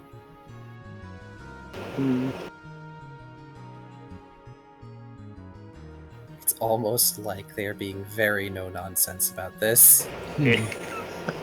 Well, it's the middle The of the wrong dungeon. team for no nonsense. But Tucker kind of peers around. Well, at least the group behind us probably won't smell it over what we put down. So it's just a matter of looking forward. Wait, actually, good question. Did Ralph put down the herbal bundle, or does he still have it on him? Oh, that's a good question. Until it becomes difficult, like until the smoke becomes an issue, he'll hold on to it. Oh, okay. Yeah, when the smoke kind of starts to fill up the thing, then he'll stamp it out. And Okay. All right. That is perfectly viable, which means you've got 1 or 2 more chambers? Then he certainly put up a natural sit berry for the sweet scent from the previous area, so no back attacks for the moment, at least, probably.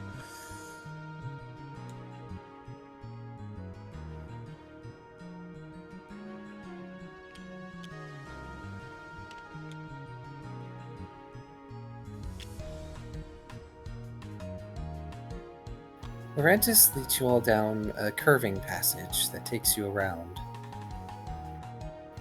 The rock here seems to have been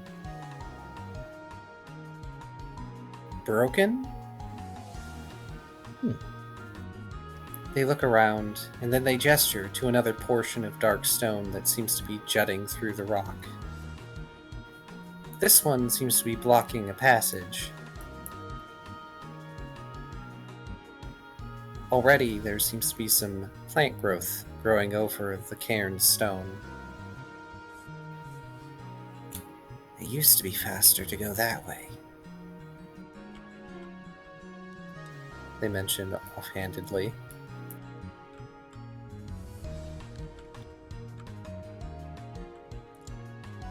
Is it completely impassable thanks to the stone that was put in? That basically ended up being there? Unfortunately, yes. You could try and squeeze through, but it would be easier if you could burrow or new dig. Heh. Which nobody here knows how to use except maybe Ralph. Tucker could shadow dig, but he kind of needs to know what the other side looks like, probably. Oh no, Ralph didn't have ground as a type, so it'll be up to fate.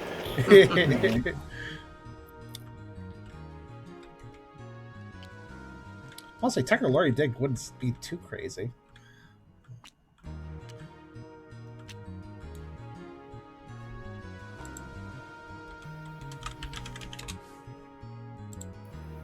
And it's around this point that the herbal bundle starts to get a little difficult to hold on to. yeah, because I am just straight up holding it. So yeah, before it singes my hands, we'll drop it and stamp it out. Well, at the very least, the scent may protect you for another tile. Hands out. Oof. Are you okay, Ralph? Yeah. My That's bad. kind of in a pinch. My vet sneezes from the lingering herbal scent. I might not have liked how it smelled, but thank you. Yeah, no problem. Aw. We come prepared. Because we're team care and we have no fear. Even though sometimes we could probably benefit from having a little bit more fear, but it's neither here nor there. I wish I'd been more prepared. I wasn't expecting to get lost. I've been eating those flowers for days. having a hard time navigating in the dark. Ruff looks like he's about to ask something, but doesn't. You was eating the glowy flowers, right? Yes. Okay. So at the least you know they're edible now. Laurentis gives Noibat a bit of a strange look.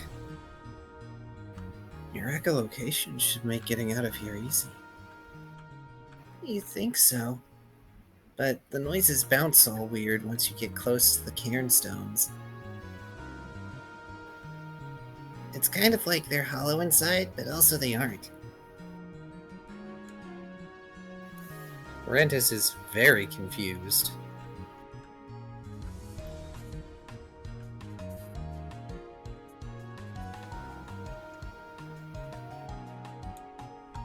Don't suppose you know if Kyrio is still investigating Karen? Brooke will ask Noibat. Oh, the cairn?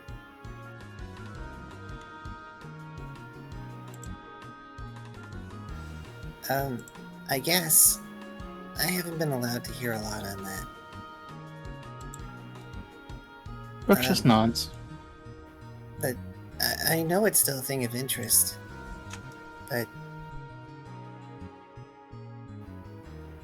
Well, I kind of left when the mean Chatot came to town.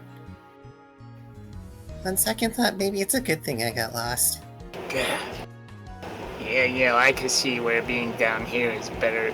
It's preferable to talking to them.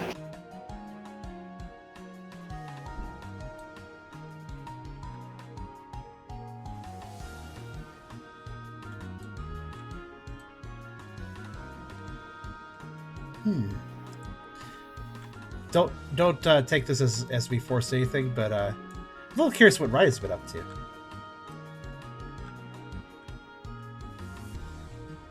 It's sort of been going along with everything, keeping an eye out for anything in the dark to make sure the party isn't being snuck up on. But otherwise, they're keeping to themselves, not trying to make too much of a ruckus. That's fair. It's true, we have heard very little from Ryda. I actually started to get concerned. I figured I may as well just see what they're up to. I figured they were probably just vibing, but... Yeah, I just haven't really thought of anything Ryda could add to the conversation. That would make sense for them to say. That's fair. I wonder, actually, here's a thought. Has Ryda been keeping track of that flower and how quickly it's losing its glow, perhaps? I wonder... I assume they grabbed it for alchemic purpose, so I feel like they might be interested in that. Oh, that's a good point. I almost forgot. I mean, yeah, they would occasionally look at it just to see if it was, like, how long it would take for the glowing effect to fully dissipate. Over the course of this delve, since you plucked the flower fairly early on, it's lost its glow at a fairly steady pace. Having to grip it more firmly or damaging its petals seems to cause it to dim a little faster in the damaged areas. But otherwise, it's almost fully inert now. So it takes maybe a half hour for it to lose its glow after plucked.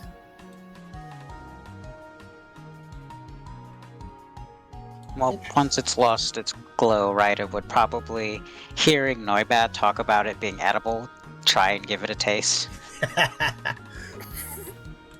Alright. Okay, audience participation time.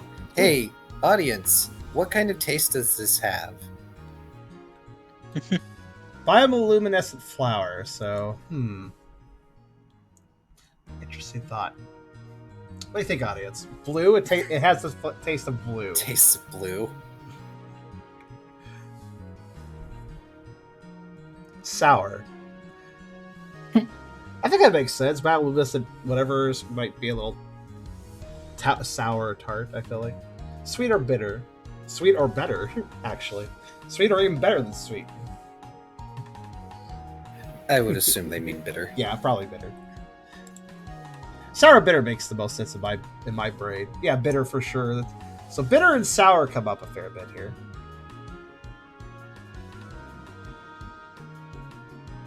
Alrighty.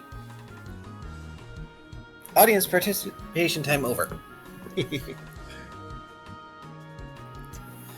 flower tastes bitter and slightly powdery once you get to the polleny stamen inside.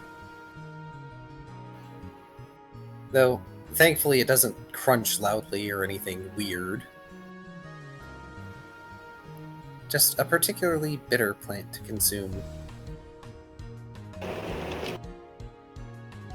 Laurantis looks back in their minor paranoia to make sure that you all aren't being followed now that the herbal bundle is gone, sees this, and makes a face like, what the heck are you doing? Right, it just sort of looks back at them, nods, and then pockets the flower again, and then starts writing notes. Laurantis looks at the rest of the group. Give a thumbs up. Is that normal? Oh yes, we're always experimenting to learn more about stuff in different ways. That's why we're so awesome. Brooke will I just understand. keep looking. Tucker will offhandedly just add to that. Well, at least this time it wasn't poisonous. The Laurantis looks even more concerned as they continue walking to make sure they at least keep pace with Brooke.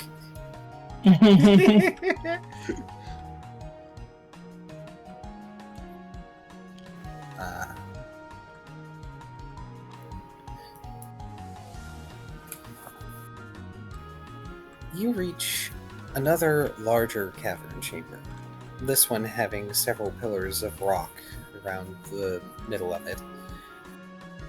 These are entwined by a web of foliage and vines. They're lit up by so many flowers, the chamber itself seems bright enough to be able to see even without the lamp. It's here that the Laurantis sighs and seems to ease up. We're almost there. I'm surprised we haven't seen our thief.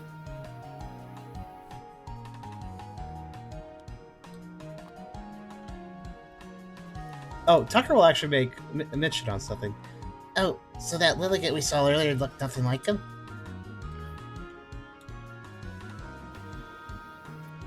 Laurantis pauses and looks down at Tucker, frowning. I can tell a surface elegant from a deep one.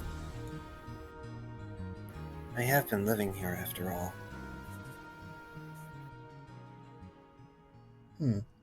Tucker nods at that.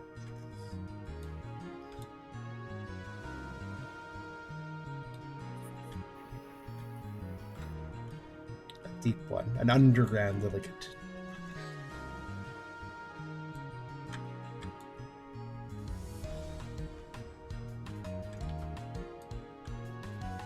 I should make note that higher up in this cavern are several more of the butterfly Pokemon from before, though they seem much less interested in all of you.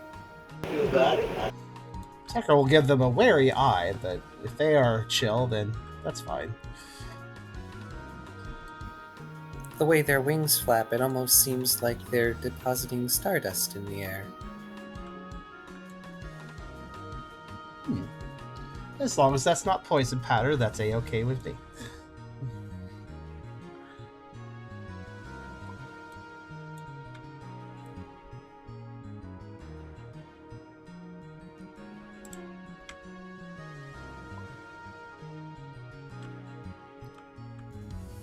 Oh, that's quite fair.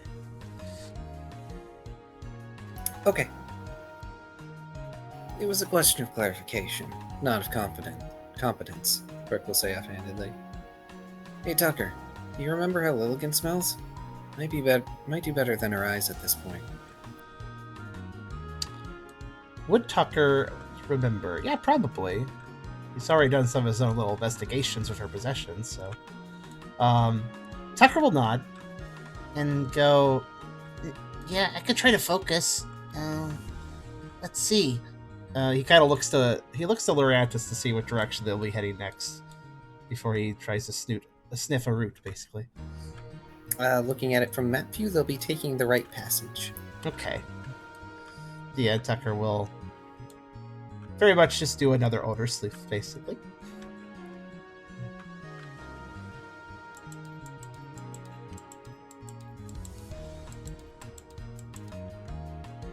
Trying very hard to focus for Lilligant's specific spell. A 5 again. Wow. I know I complained about my first roll, but clearly I shouldn't have. Hey, you've got lucky chance, so that's a 6. Oh, you're right. That is a 6. Nice.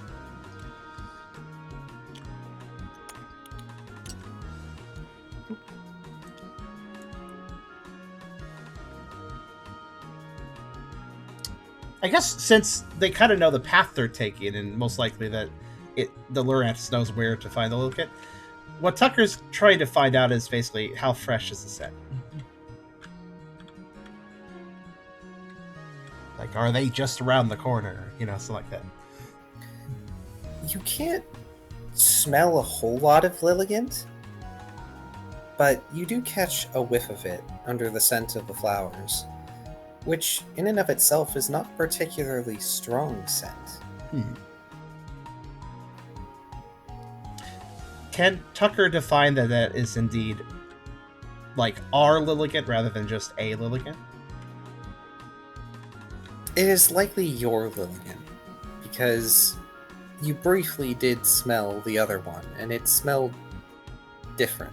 Mm-hmm. More like the flowers here than the one you know. Okay. Tucker will nod, kind of mulling over the scent for a bit, since he's trying to pick out little details in what he detects. Yeah, I think that's our Lilligant. And not just another Lilligant. It's not super strong, but it's distinct. You do catch another smell, though. This one reminds you of the Shaman Island. It's fungal. Almost... What's a good word for it? It's a nose-wrinkling scent. So you're not talking healthy fungi, we're talking... Yeah. We're talking bad fungi. Okay. Tucker will wrinkle his nose and also address that. Kind of tilting his head. That's a weird smell. It kind of makes me think of... When we were on Shaman Island a little bit. It's sort of... rotten, I guess. He looks kind of concerned at this. Lurantis considers this for a moment as they keep a wary eye back towards the butterfly Pokemon that are in the other chamber. That doesn't surprise me. There are some of them down here. A mushroom Pokemon. I don't remember what they're called.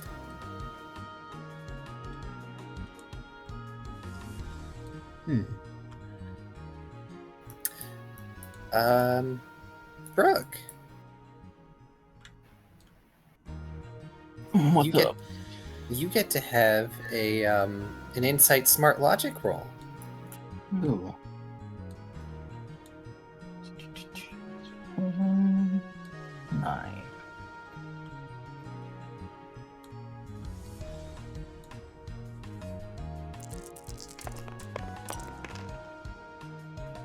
Nice. Not bad. And lucky chat, so safe situation as me. Yeah, Wait. it's a 6. No, it's literally the exact same roll. Look at it. What? Count the dice. have the They're same all numbers. identical. What? That's insane. Tabletop Sim, go home, you're drunk.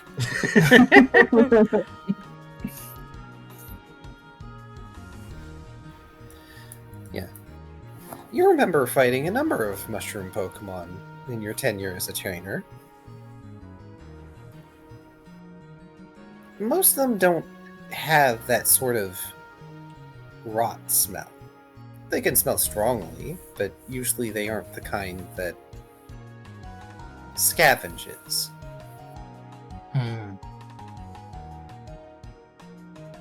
You do remember one, though. One that happened to ambush you. Because it pretended to be a Pokeball.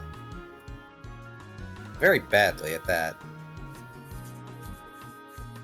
Oh no.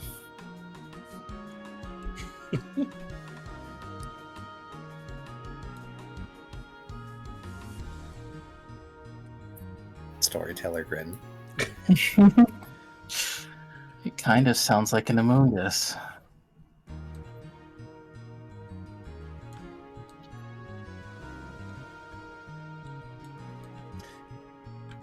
What's Among Us? Tucker just kind of tilts his head.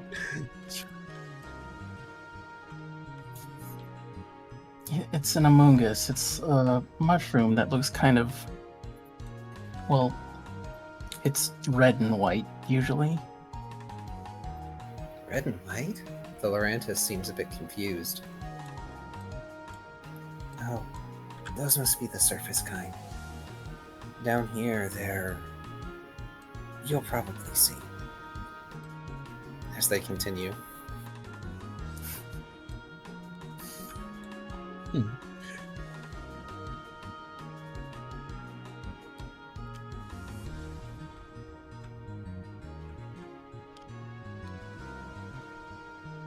Yeah, I'm forgetting. Why are there rainbow tiles? Those are tiles that were made by Hydra. Oh, right. Those are the new tiles. Yep. Hydra made some very nice tiles, and I'm finally using them because they have unique shapes. Yeah, so new shapes to work with. I mean, honestly, we really need an expansion of that, so thank you for that. Yes. The original I tile made bag, them through my table and figured I'd share. the original tile bag had like a lot of duplicates, so we only had a few tiles. Really, only a small number of unique tiles, really. I mean, it's still a fair number. It's still a fair number, but like it starts feeling a little repetitive here and there. So having some additional ones is really nice to mix it in. Also, I hate to skip through things, but there really is nothing interesting in the next few tiles. Then you walk through a cave area that has nothing in it. You walk through Moving on. more cave. There's only so much cave I can describe as cave. But wait, there's more. But wait, there's more. No. I will say, though, as Lorantis leads you closer to this... Ooh, wait, Tubby is doing the typing. Ooh, let's see what he types. Ah, I why was I so eager to hear read this? Gosh darn it. What nugget of knowledge will he say? Oh, a pun. There's no nuggets down here.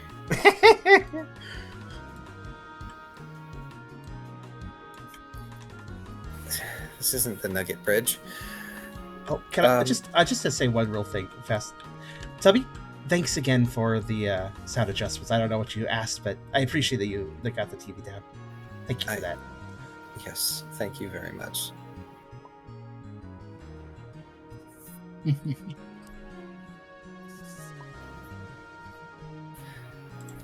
As Lorantis leads you down this next set of cavern passages in the Sun Petal Deep, you all begin to realize that it's slowly going up.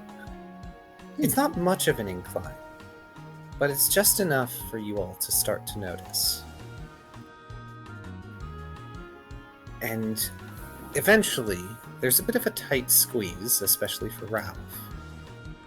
But you reach a secluded little cavern ending. The ceiling of it is open, from what you can tell. Just a small crack where a little bit of light manages to seep through. Silvery moonlight drifting down to what appears to be a carefully cultivated garden.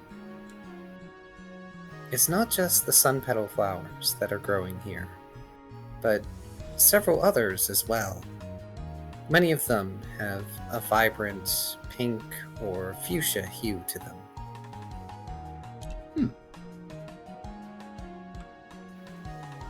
But among these flowers, as surmised, is a rotund mushroom Pokemon an Amoongus.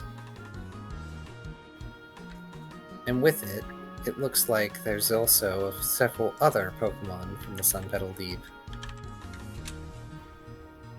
And you also see, at the far end of this cavern, Lilligant. They've managed to climb up to an upper ledge, but the Pokemon of the deep are closing in. She doesn't even notice all of you at first, so busy trying to keep her footing.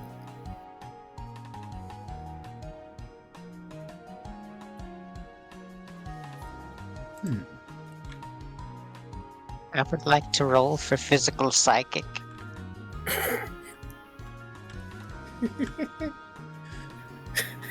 I don't know why I find that so There's funny. something about the way it was said. I would like to roll. I would like to bash. I would like to rage. Yes, exactly.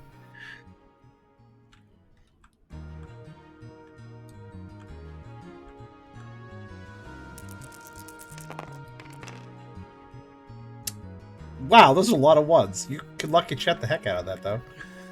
Well, Just a oh. Oh, is Ralph saying that?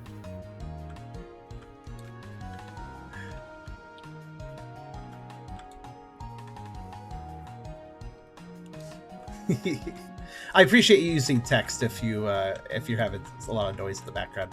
Though, put it in quotation marks so it's easier to tell. It's like in game. In the future, I mean. It's Yeah. fine. I just needed to make sure.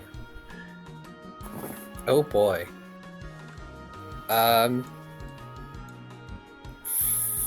First of all, Ryda, you go to use Psychic with your orb, and the Lurantis just swings their arm to lock Ryda's in place. What are you doing? You'll damage the garden. Ooh. I And don't then believe Ralph- the garden is important in this situation. Are you telling Lorenz that? Yes. And then, of course, Ralph says, I can't do it. A Ralph voice, unfortunately. I'm sorry. Only Tubby can do it. Tubby too unique, too special. Hey, Darkness Dorks, fight us instead! I can't do it either, but I'll only say it out loud for the YouTube viewers that are watching on Second Monitor. Oh, I thank want to you. try to do a Tubby impression. Oh, darkness dorks, fight us instead! It's got the, that's a good gumption. You got good gumption for that.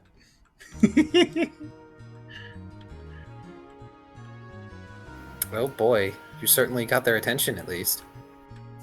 That's a very tough. That's a very Ralph thing to do. Brooke will quickly say, "All right, new plan. Team cheer. Distract and lure them out of this room." Did Lorenz say "Don't damage the guard" loud enough for everyone to hear, or just Ryda? It was loud enough for all of you to hear. Okay. Okay. So in our D&D game, we had a polite barbarian that was just like that. Hello, yes, I would like to rage, please. I would like to rage in this specific situation, but I wouldn't like to cause any trouble beyond that. Also, Ralph is well on their way to luring these Pokemon out of the chamber. Because now, they're all looking at you. Oh, look! Food. Lots of food. Hmm. And they start to approach. The Lurantis winces, hearing the scraping of the Amoongus shuffling across the ground, ending up trampling several of their plants. But they give an appreciative look to Brooke as they retreat back to the prior passage. That's it. After me. Ralph sticks out his tongue as he backs into the previous chamber. That's not bad. Yeah. Car, you are truly a voice actor, honestly. So I think you can pull off a lot of things. But there's no replacing the real deal. I mean, true. Tucker will also, of course, follow Brooke's orders and back up.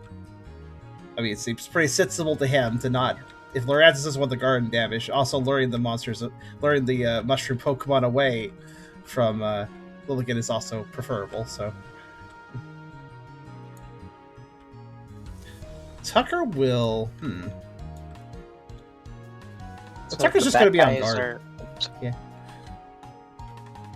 Oh, go ahead. Sorry. I was just gonna ask, so they're distracted on Ralph right now? Yes, they are. Well, they're distracted on all of you right now. Tucker Because would. I was thinking of try to having say- Ryda teleport to Lilligant. Ooh. Okay. That's a-okay by me, if that's what you want to do. Yes. Okay. Just for the sake of seeing what happens, would you mind rolling for the teleport? Okay. It probably won't botch. If it does, I can come up with an excuse.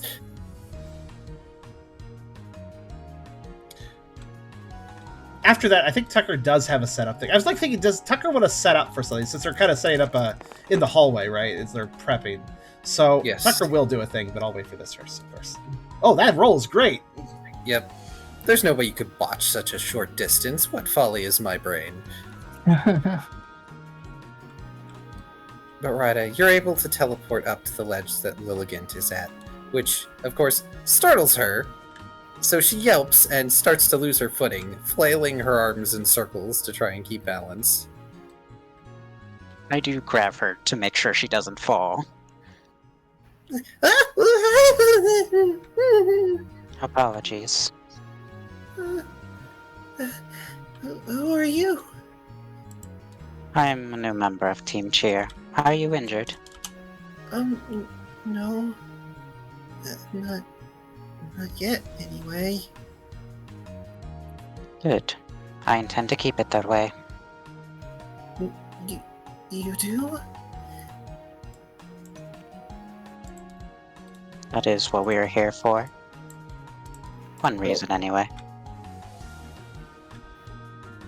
Oh, I was gonna say you could just leave the flower like that, but that's fine. Oh, actually, sure. Dark flower. Well, yeah, because hers hasn't bloomed yet. All right. How long since we have used Lilligant? Long enough that the model's broke and I never fixed her. It's been a while.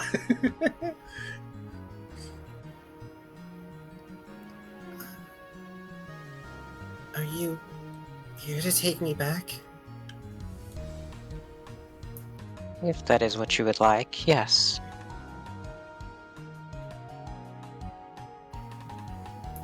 Lilligant looks down. She sees the other aggressing Pokemon following the team away, and looks down at the garden, half trampled. Her shoulders sag. Don't worry about me. Go help them.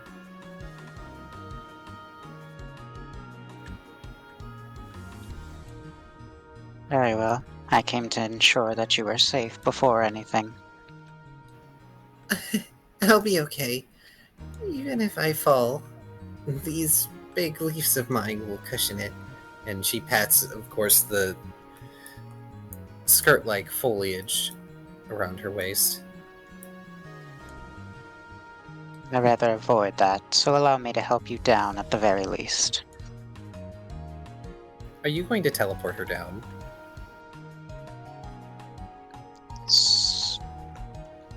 That was one option. The other option was to gently float her down via telepathy since she's a flower. And I doubt that'd be too heavy to do. Do you mean telekinesis? Yeah, that thing. I'm gonna read Too your many mind. tells. Okay, now you can float. How's that work? Don't you know that's how floaty cakes work? They read your mind and make you float. They incept the idea that you are able to fly, and it becomes reality. No, that's Ralph's metronome. Just fairy dust that Peter Pan uses. Oh gosh. You just imagine Ryda saying with a deadpan voice, "Think happy thoughts." Okay. Okay. Right. All right, Ryda. Go ahead and let's do special contest channel, which I know is a really good role for you. Because you have all the garments.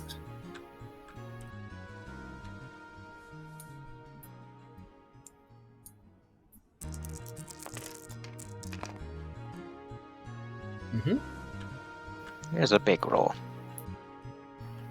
Yeah, Lilligan's not terribly hard to use telekinesis on to float down. They aren't super heavy.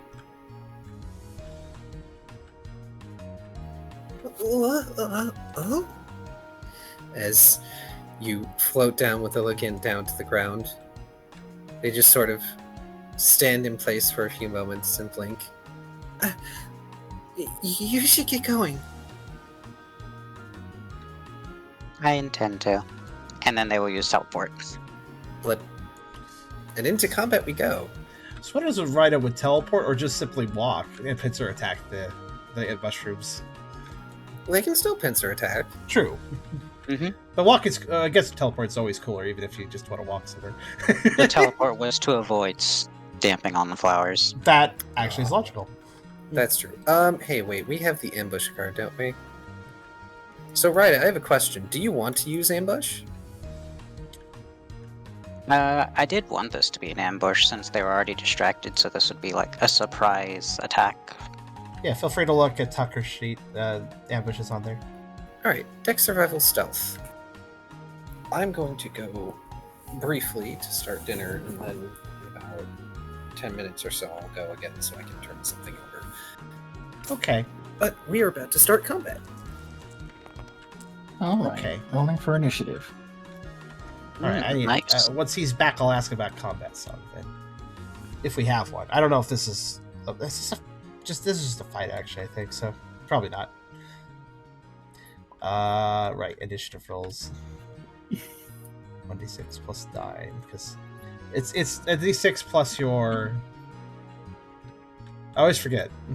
Get the d6 plus your initiative score. I don't know what that is. I always forget the formula. Yeah. Have It's the over number here. It's recorded. over here. I know I put it over here because I always forget. Where is it? Yeah.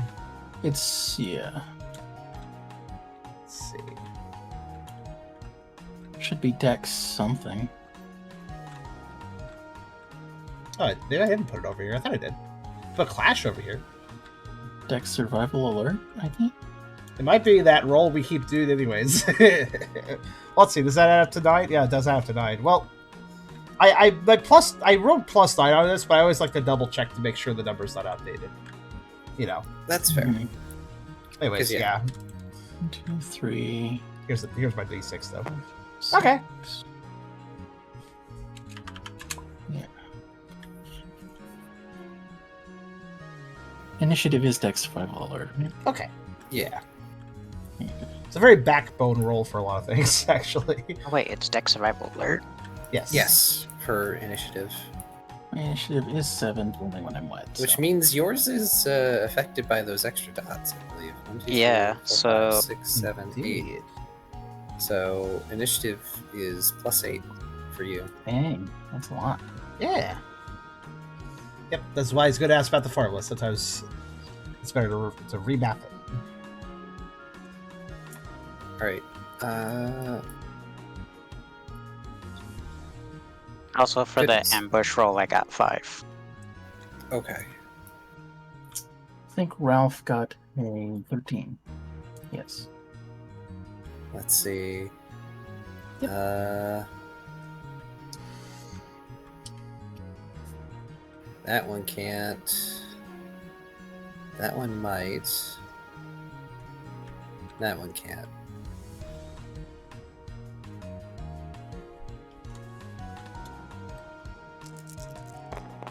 Do we have our combatants on the board?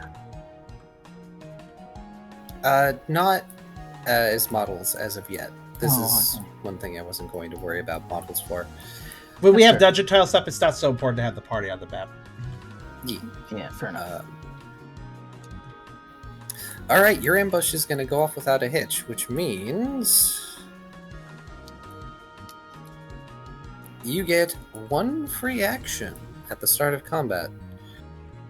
Allow me to do their initiatives. Mhm. I'm just going to roll all 3. One of them just tripped.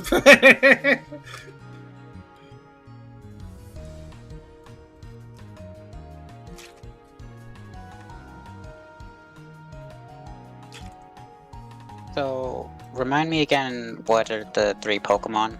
I know one's the fungus, or whatever his name is. Amogus. Yeah, that.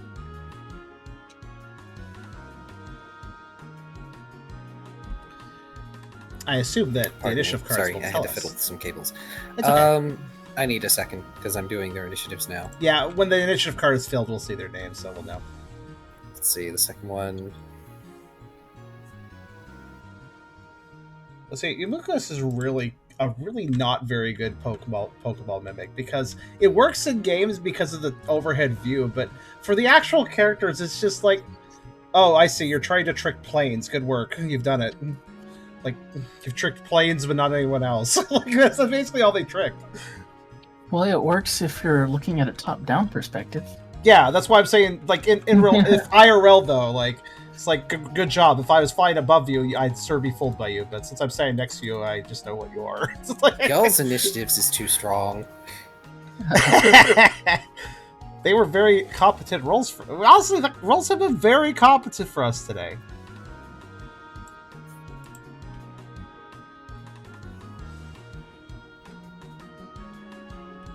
Now the combat started. Let's watch that change.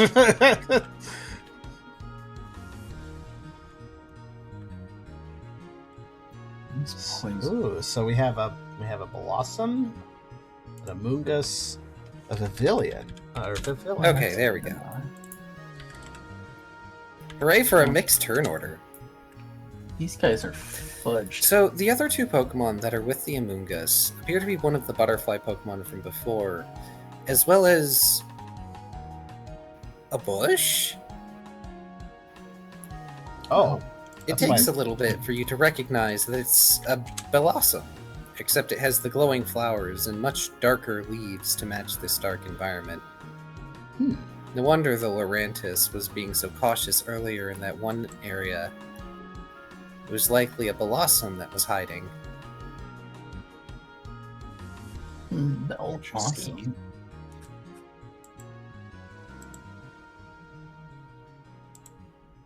So grass type, but grass poison and a bug fly. So that said, suppose my first. would we like to use battle music, or do we want to stick with the dungeon theme? If it's not, I guess it's the main encounter of the dungeon, but I can't really think of anything specific for a mob. Hang on, right? I can't hear you all. Oh no. Oh. You've been talking this whole time. Oh no. How strange. Did you guys hear me at all? Oh, We yeah. heard you completely, but I don't think you heard anything we said. Did we say anything important? I wasn't paying attention fully. I'm sorry, everyone. Was I Okay. talking over you? A little bit, but it's okay. No, not super much. I'm sorry. Nothing too major. Did we say anything important? Not really. We just asked a bunch of questions that Carl was answering anyway. Oh, Oh, okay. So we didn't even notice that you were Yeah, not hearing us. you're kind of psychically predicting what we were asking, I guess. Unintentionally. My head... for some reason, the jack part of my headphone cord comes out fairly easily, even at, like, light tugs, so Oh, yeah. occasionally my movement pops it out, and that messed with things. I'm sorry. It's okay. No problem. Yes. And of course, the Blossom goes last. I have the most pointless question. Yes. What pattern? The villain. What pattern? The Vivillon? Not one of the normal patterns. It's glowy. Yeah, he's glowy because of the sun petals. Ooh. Indeed, when it flutters its wings, it appears to leave stardust in its wake. Neat. There's shiny scale powder for their wings.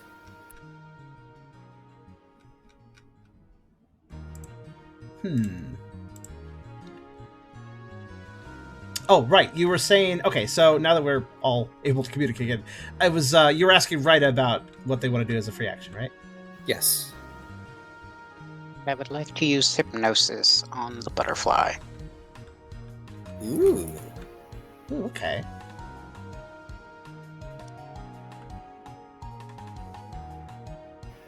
Alright.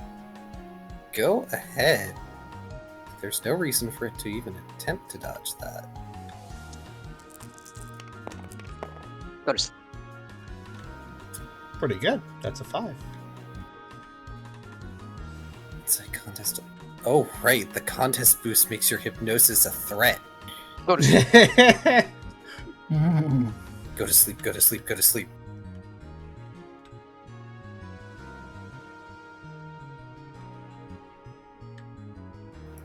Does it even have the insight to get back up?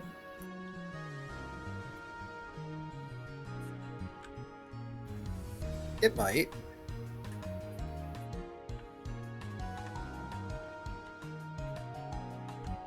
Huh. I Wait, just how many- imagine from the other's perspective is just they start approaching and then the butterfly just drops. Yep. Little question. Do you have 6 contests or 3? They have 6 because they have the garments. Okay, shouldn't your roll have been bigger? I mean, it's a good enough roll regardless, but... -4 because Oh, of wait! hypnosis. Oh, whoa, I didn't see that. Yeah, The blindness hypnosis of has a the way big bad. downside to it, which is why I've been pumping so many points into it. Ah, that makes sense. That makes sense. Okay, sorry about that. See, Rita does have ways to incapacitate criminals. This is true. Very easily, actually. At this point, yes, most normal Pokemon will probably succumb to your hypnosis. Turns out violence isn't the answer. I don't What? know, hypnosis is violence if you know Dream Eater. Oh, Rita. Is Rita on... What side is Rita on for the enemy group? Right, Rita is on the opposite side to you all, Okay. which, in fact... Let me go to the thing, because I know we have... It's not an HQ storage, where is it? What you looking for? I might know. Oh, dungeon icons. Oh, thank you, you already... Ah, That's what I there we was go. gonna do. Very good.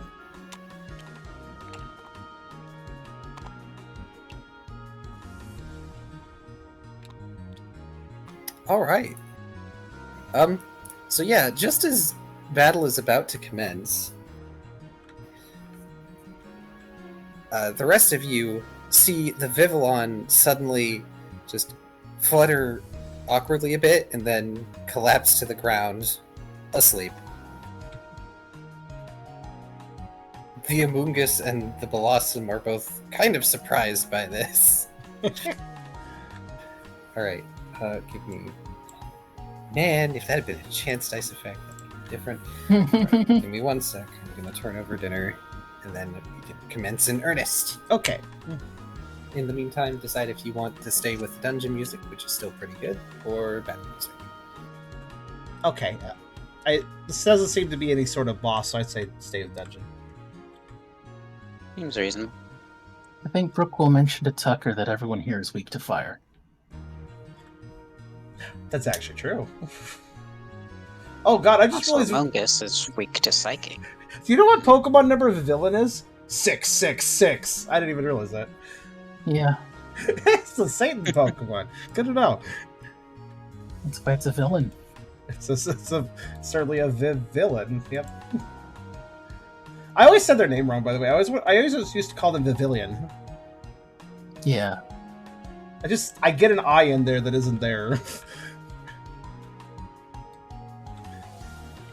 But yeah, Tucker will acknowledge the even without Brooke mentioning it, the general grassiness of his opponents was clear to him. Yes, but he will definitely with Brooke urging, that'll definitely help him plan his moves.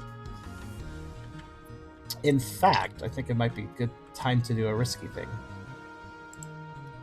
Did we decide if we wanted dungeon music? I think we'll Or- stay with dungeon music because this just seems to be a mob of enemies, not really a boss. So Fair enough. yeah. I was gonna get at least one encounter in, dang it.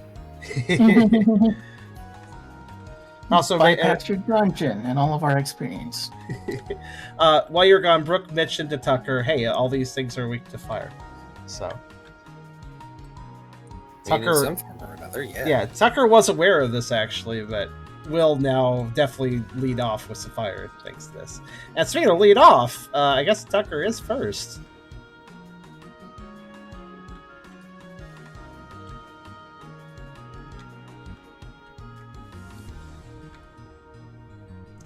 So, if we are ready to begin. I'm ready. Okay. Everyone else ready? Yeah. Okay. All right. Tucker would like to. He'd like to use an untrained move because in this situation it's fairly viable. He would like to mix Fire Fang and Hell, and he's going to aim it at the center mass of the opponents. So if he fucks it up, he's probably hitting something.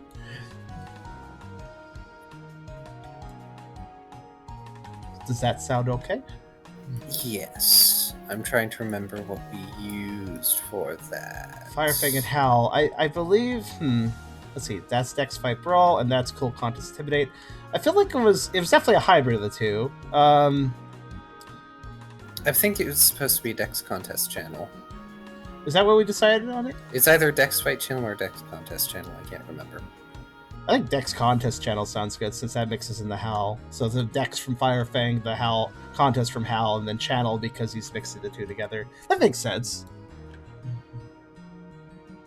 He's basically channeling together, so channel being used. Yeah. Okay. It would be at a -2, I That's believe. completely fair because it's untrained. Yeah. All right. So Dex Contest Channel. Let's see. Okay, -2. And Tucker will use his bravado now to debate that, if that's okay. Can I do that on a trade move? I'll allow it. Okay. I don't see why not. He's putting his energy into it, so bravado definitely makes sense. Okay. So Dex Contest Channel. Let's see here.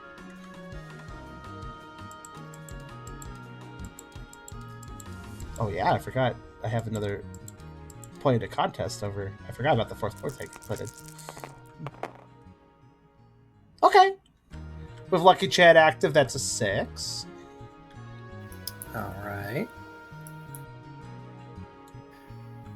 That'll be enough. So,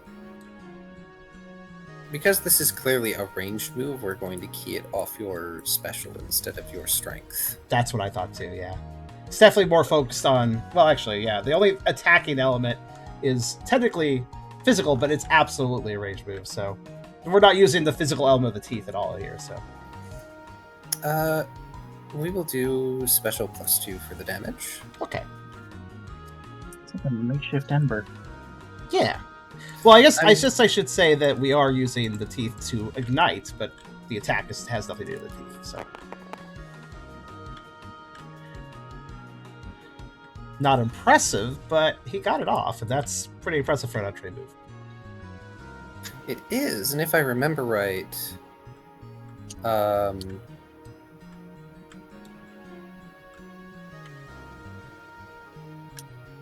weakness guarantees a success. Yes. Right?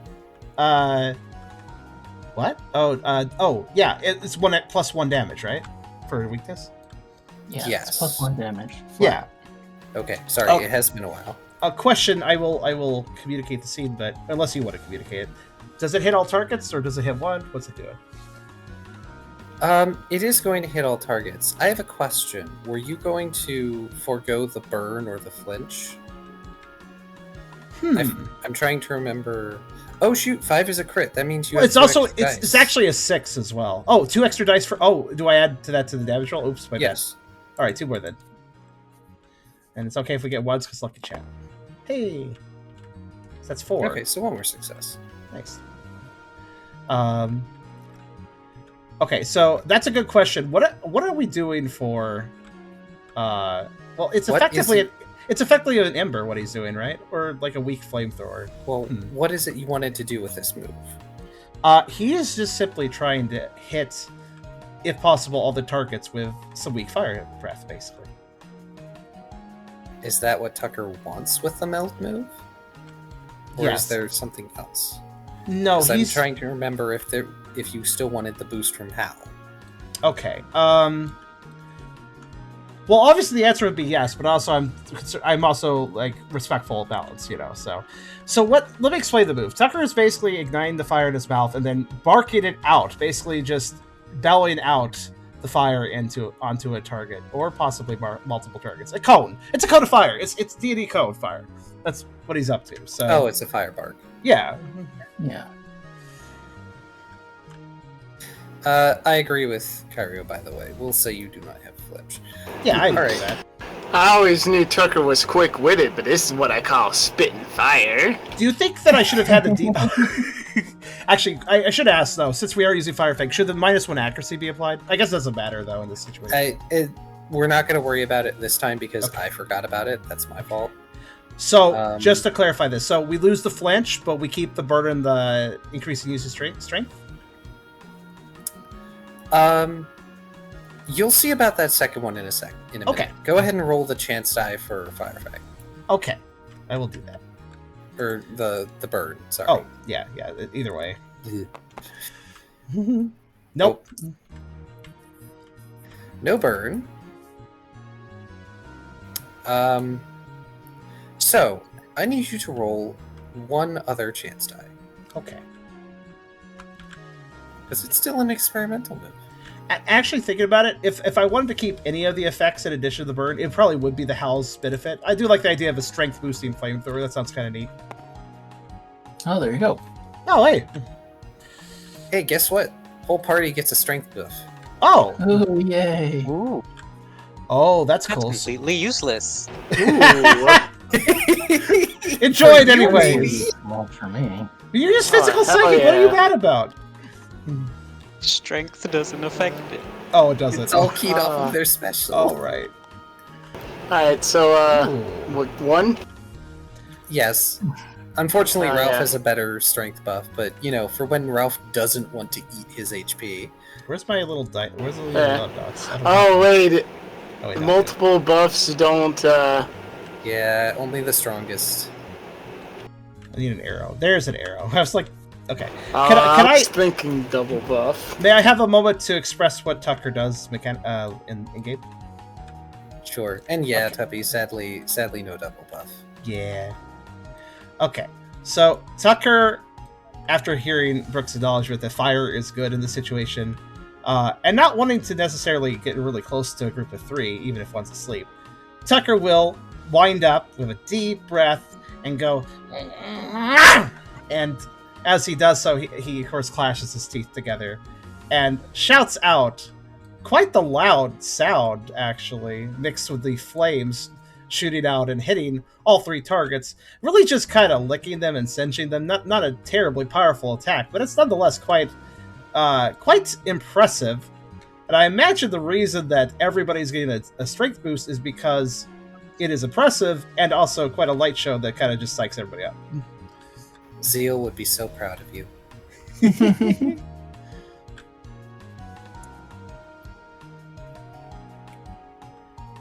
Someone made a good point. So Tucker just used Torch Song. Wait, what's that? Kind of, yes. Torch Song. It's a. Torch Song. I've never heard of this move. Let me look it up. It's from Scarlet and Violet. The Firestarter's final evolution has Torch Song, which increases their special every time they use it. Oh yeah, that's kind of cool. Oh, so there is a move that's kind of similar to this idea. It's a sound-based move. It's a sound-based move. I see. Like the snowball. Neat.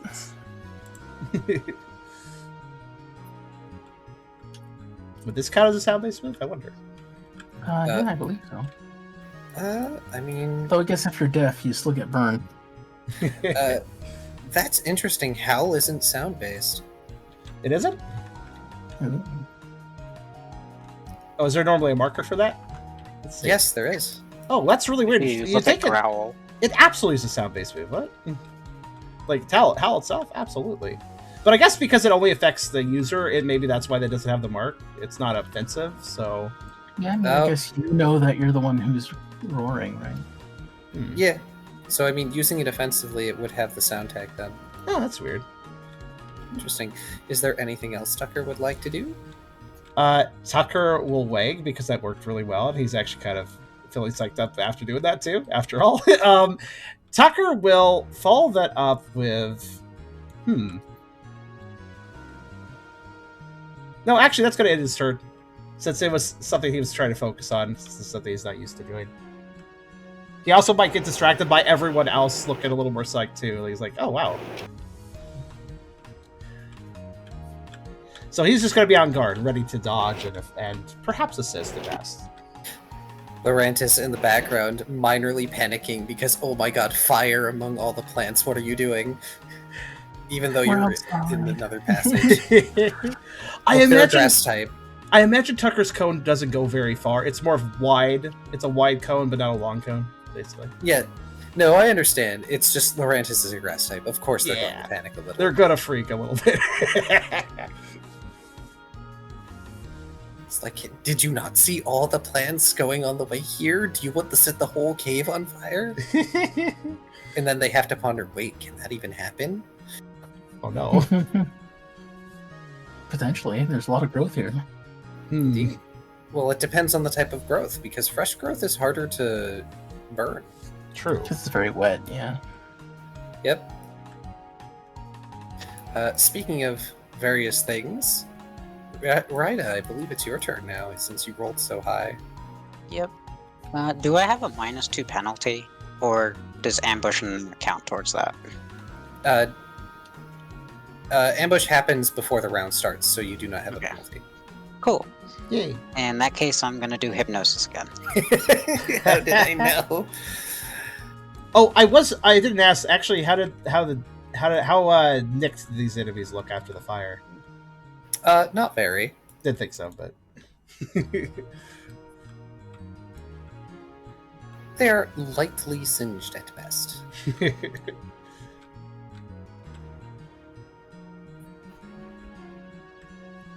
We should specify that this is for Blossom. should make notes on what we just learned about this. That would probably be a good idea. Let's see here. The Blossom, you say?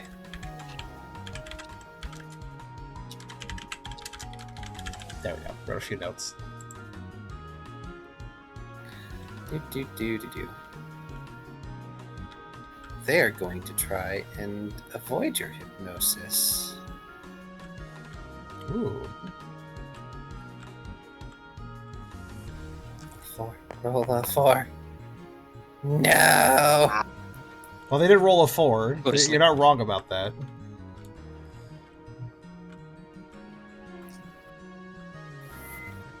I say that.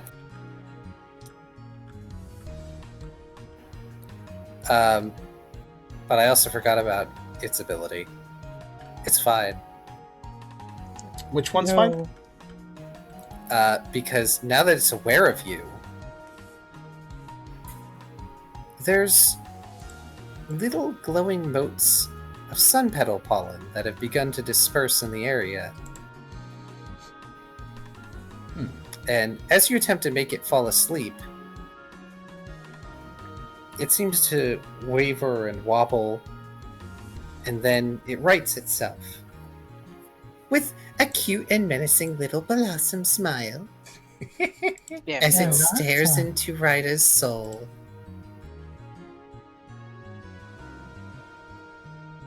I wonder if sun petals are ghost type. Fine then. I'll use Calm Mind.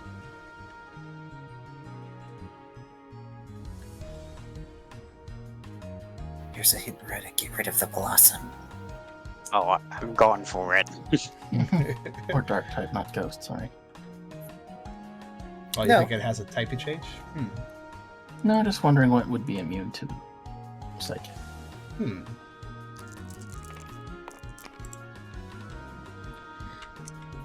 Okay, you All got right. Both mess up. like a straight up Zen state there with that called mine. All right. I have been enlightened.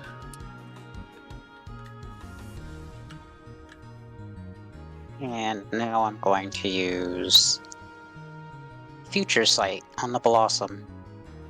All right. Remember that accuracy is now at a -4.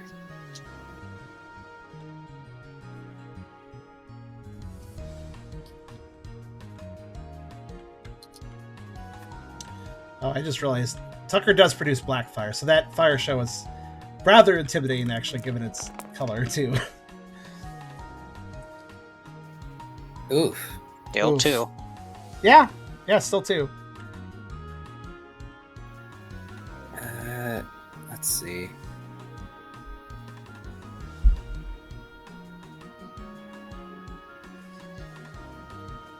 All right. Can it dodge? Probably can't. It can't, except Almost it's going did. to use a will. How does dodging Future Sight work? I don't know. I'm not going to argue. I will dodge the future. Oh no. It chooses just- to attempt to dodge in the future, I guess. They just do something else. Strikes at the end of the next round. Bypasses shield move. Target retires or switches.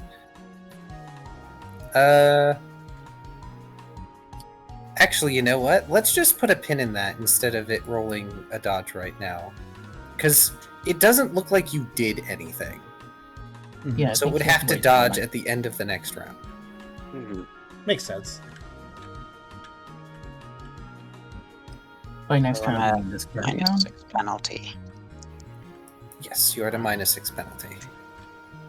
I'm gonna hold for there so I at least have 3 evasion dice. That may be a smart idea. Also, to answer that, to clarify, Kyrio, it strikes at the end of the next round, so it won't be able to. So this round will end, and then the next round will go, and then when that round ends, that's when it hits, I think. Nice. Yes, That's quite the delayed attack. Yeah, quite it delayed. is. But it hurts a Yeah, lot. Future Sight is very strong. Fair. Special +5. Oh yeah, that is a good hit. Mm-hmm. If you can land Future Sight in the main games, it can knock out opponents fairly easily. It's the Shroom's turn. Sus. I'm the most suspicious shroom to exist. And this thing actually talk, or is it? No. Is that just a for effect? No, just for effect. Like I just blurting that out, like I'm really suspicious. Like, oh, okay. Good to know. You are the worst mimic ever. I know, it's why the other shrooms don't like me. Alright, do. Just remembered. Don't I have to use the bravado? Oh, shoot. Oh You yeah. don't have to, 'Cause- but you well- can choose to. Well, Always it hope was we're it was not choose to, but Car said I could choose because we were out of battle. So Yeah, we are now Yeah. in battle. That's my bad for not remembering, so we'll just deal next with that attack. next turn. Just next attack. Cool. You use it. So. Because I just Yeah. remembered it too when I looked at the Well- icon. Next action, specifically. Has everybody else Yeah. used their bravado already? I believe so. I've used it. Yeah. Alright, Have the icons used? Okay, I just looked and like, oh yeah, I remember their icons. So. Icon. hey Ryda. Yep. Let's see if it botches. It doesn't! Son of a bitch. As By the way, this Among Us does look weird, Brooke. Mhm. Instead of having the Pokeball markings, it's got flecks of bioluminescence on its caps, which have sort of wavy radial dark designs on them.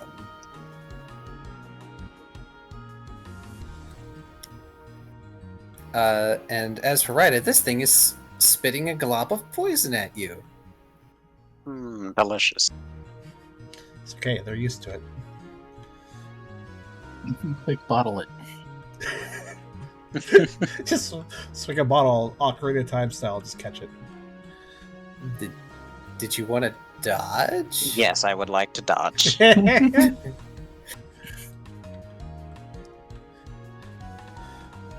I'm sure the Hydra would have said that sooner if we were all making lame quips. Right at you dodge. But that's fine. Sorry, I brought it to a hold. I had to go do a thing again. Oh, hi, Vol That's again. okay. You didn't miss your turn or anything, so that's fine. Yeah, Alright. it's fine. Alright. In which case, it's going to toss spores at you. They're glowy. Hey, leave me alone. No. Yes. Willpower. Action.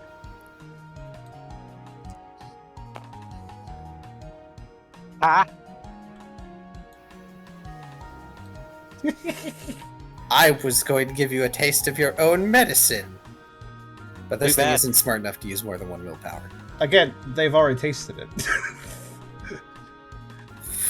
Fine.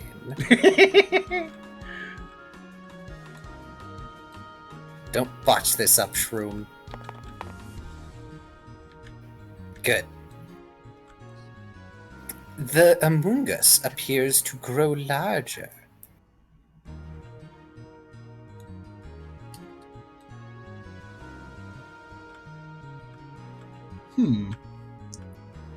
Maybe. What's that? Did you say something? I said bulk up, maybe? Oh, for some reason, On- we only heard the baby. On a grass type? No, this is growth. Oh, And it will have to end its turn. let's say growth increases like multiple stats, doesn't it? I believe it's Ralph's turn. Oh yeah, Ralph. Let me give you a quick recap. Basically, combat started. Tucker did a cool fire roar and singed them and gave everybody a strength boost. And then Ryder did hypnosis things and stuff. And now it's up to you. So I don't know how much of the value is. So I just figured I'd say that.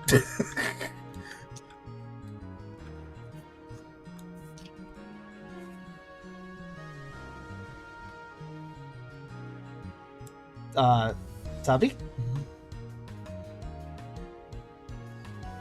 Oh, wait, I think he got called away. Again? He just said he got back from being called away.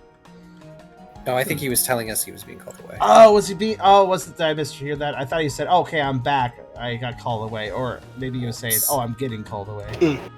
Hello? Oh, I'm sorry. Yeah, it was kind of sudden. no, it's okay. It's okay. But it's your turn now. Excellent. Mm-hmm. Alright, it looks like we have a Blossom, and then the Among Us is boosted. I don't like that. Yeah, growth looks like. That's a Goomba Stomp hit. Stomp the Moongus. Oh, growth just increases... Wait. Oh, it does create multiple stats. Oh. It just did it in Gen 1. Okay. Alright, let's try out our fancy new Giga Impact. Whoa. Ooh. Alright. I just looked up growth on Ballpedia. It has ridiculous... It's like they couldn't decide what to do with it. I Gen forgot the roll. I forgot the roll as I was doing it. That's okay. Just count those the first 5 dice and they'll roll the rest. Giga Impact is... Let's see. Yeah, Dex X-Fight Fight roll. So that's 1, 2, 3, 4, 5, 6, 7, 8, 9. So 4 more dice. Wait a minute. Yeah. Does the -1 accuracy come before or after? Oh, it should have come before. It's fine. Quick question. Do you have the Giga Impact card? Because I don't see it here. He does. Yeah. Oh, there it is, up there. Okay, off the sheet. Okay. Alright, we'll just count that one as the missing accuracy. So that's a total of 6 successes. This thing doesn't have the dice to dodge. Yeah, and that's 2 more to my damage roll. That's a crit, ain't it? I believe you're right. Because it's either a 5 or a 6 that is a critical normally. I think it's a 6 and then it goes down to 5. Actually, that's a good question. I If you crit roll, is 4 successes. yeah, that's actually a good question. If you crit, Yeah, if it's you get enough 5. accuracy rolls for a crit, but then the actually get lowered, like yeah, it technically I think would lower the crit, but to a not crit, but. So 16 damage die total, counting my stab and everything.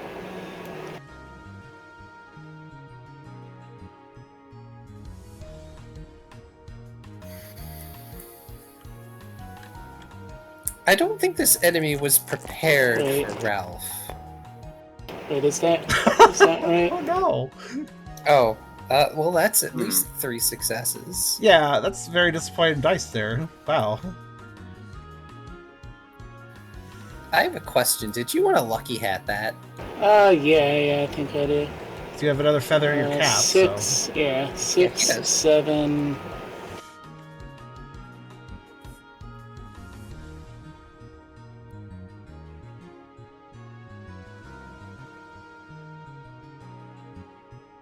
No, that was attack damage, fair.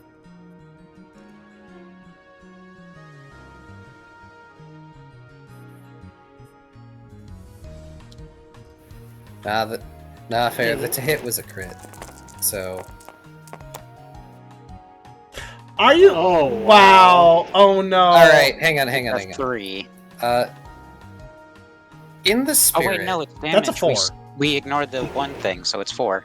But- Oh wait, we do. Oh. Yeah, it's a 4 technically. That's right. But it's better than the last roll, but by 1.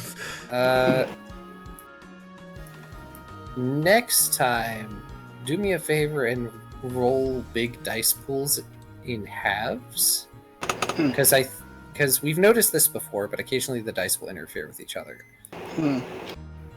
Oh yeah, the collision of the dice technically does affect the roll, I guess. Yeah. Oh, actually, if the dice... Hold on a second. When I select the die, does it come out... no, it does choose a random direction to face at the beginning. I was wondering that. Okay. Sorry, I'm just... If it always faced upward 1, then if they collide with each other, then you're most likely going to land on 1. So, just thinking, that's what I was thinking about. Sad, but you do squish the shroom a fair bit.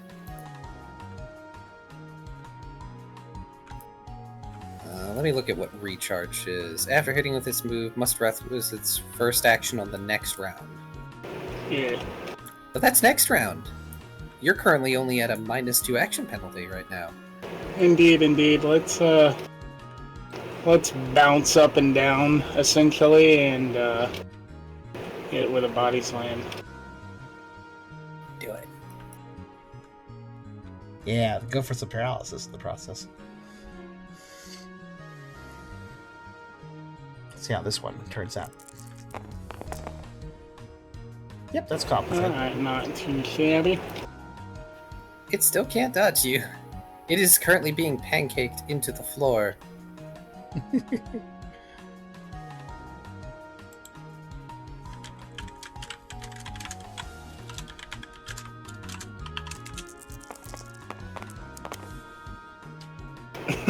That's better. That is better. Just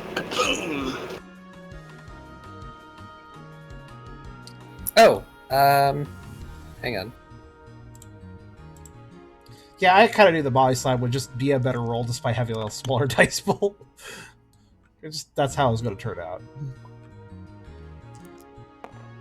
Thank you, Kyrio. Dang. Its effect spore didn't get you either time. Mm-hmm. Uh, Oh, but looks like Oh. I paralyzed it. You though. double paralyzed them. Look at that. well, it doesn't matter because you have knocked out the Amogus. Oh, okay. Oh, that thing was weaker These than I guys thought. are very squishy. Oh, not just defense dice then on them. Look, I need to custom build bosses if I'm going to really challenge you. It's These are fine. just things that live here. It kind of doesn't have to be hard to be interesting after all. The response in meme format here is the Amoongus going, "Sir, this isn't a Wendy's. I just live here." And I'll stand up and end my turn. Peel it off of my belly and drop it. Well, it's not dead, but it could have been. It's just very flat. Mushroom pancakes. Does Ralph wish to do anything else?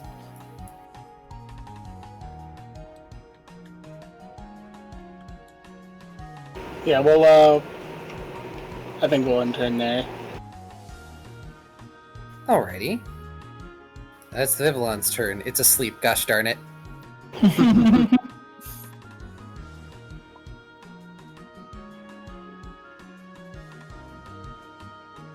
They also have a lower dice pool in general in 2.0. I guess that balances it. I just thought that was like really weird when I heard it that way. 1, 2, 3. You know, I may complain about Tucker's dice now, but something I've noticed is that when DM tries to roll for enemies, they just kind of can't.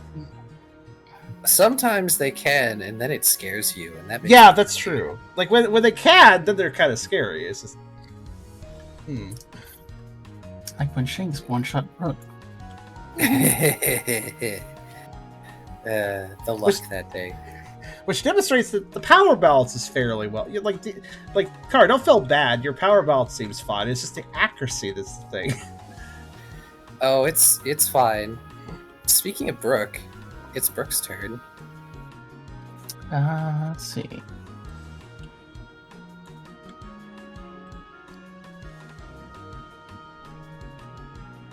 There's currently a sleeping butterfly and A blossom. And ice is Sleeping is also butterfly, good against. Scaring bush. Actually, Yeah. Ice is super effective against everything too. Yeah, I know. Just realized. I could have said Ice Fang, but I figured Fire Fang would be more fun. Munch. And also Tucker hasn't practiced ice breath yet, so I'm gonna start with an Ice Fang. okay. Oh, Car, do I get a pip? Oh yes, please. Okay, I completely forgot. I do too. There we go. I do have a question for Brooke, though. Did you put Mhm. away the lamp and equip the life orb before combat? Oh no, I didn't. I still have Oops. the lamp out. Okay, I'm just making sure. Because I don't think I could see otherwise. That's fair, actually. Fair. This passage isn't as lit as the one prior to it, with all the flowers on the pillars. But I'm not gonna sneak up on them, that's for sure. Dex fight and brawl. Brooke, sneaking. Unheard of. Why be subtle when you can just get up in their face and make them regret their life decisions? Wait, was that 7? Indeed. That was only 7. That was 7. One more. I still crit. You still crit them. Nice. Oh wait, that was -1 accuracy, so I guess the last one didn't count. Oh, then It's I guess you rolled it correctly the first time. Damage strength +2. That would be And you got a fair bit of strength now. strength +4, actually. Oh, All right. right. That makes sense. Oh, I'm ice fanging, not ice gunning. Yeah. Well, it's because you crit. Oh, okay. Right, +4. Right. So strength 6 +4. That's 10. Dang. Y'all are strong. Yeah.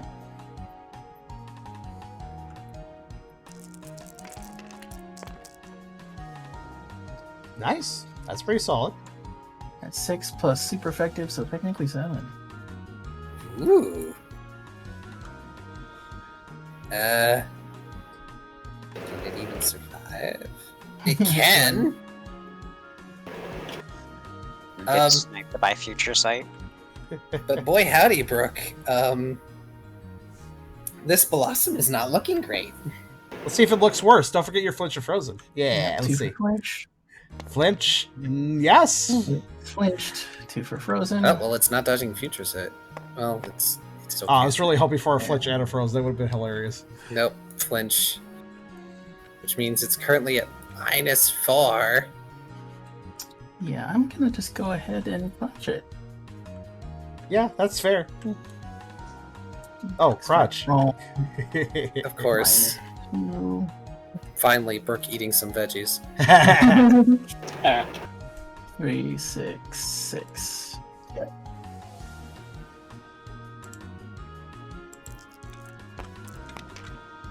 Ooh. It is out of dodge dice. Alright, so strength +3. Yeah, flinch basically just eliminates 9. their ability to dodge too, right? So severely hampers it at least. Man, that flame howl really helps. That's 4 more damage.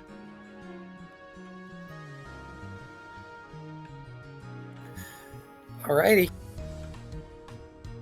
How would you like to do it, Brooke? I think I'm basically just gonna chomp it in half. Oh boy, that's not going to be mildly traumatic for anyone present. At least it's a flower. It's not the most gory scene. I don't think he's even gonna try. It's gonna be an accident. Just crunch. The Lorantis standing behind all this, just shrinking down, looking increasingly terrified of this group that chose to passively subdue them. Just realizing you got a little lucky. If anybody's confused, because it seems there's some confusion in the chat, Crunch is a lethal move. If you take out a Pokemon with it, it's lethal. Yeah. So he just crunched this in half. This is a Blossom he is now eaten. Well, potentially eaten, or at least spits it out. I think he'll probably just like look a little surprised and go like, "Oops," and then I don't know, shrug and swallow it. Gotta eat your veggies. It's mostly leaves and some of the bitter flower stuff. Well, congrats, you've taken out the supporter, with the only one left being sleeping. I kind of have to keep combat going just because it could wake up. Yeah. Tucker, is anybody gonna react to Brooke? I think Tucker would just go like, Damn. just damn. Tucker did a swear! Tucker did a swear.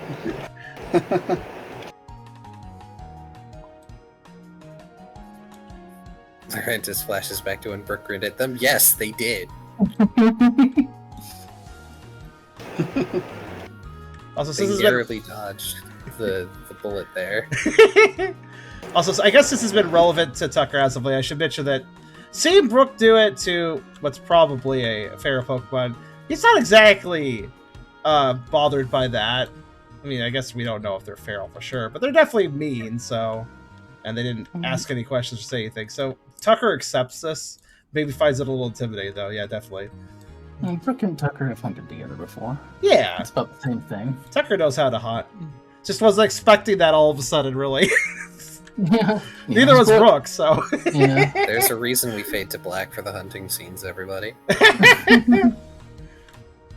It's too bad the butterfly didn't see it. Mm-hmm. No free intimidation here.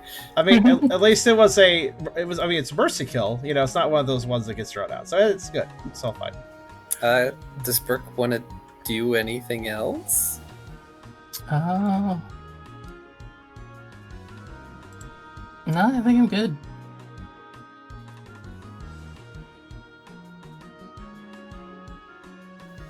That'll make it Tucker's turn then.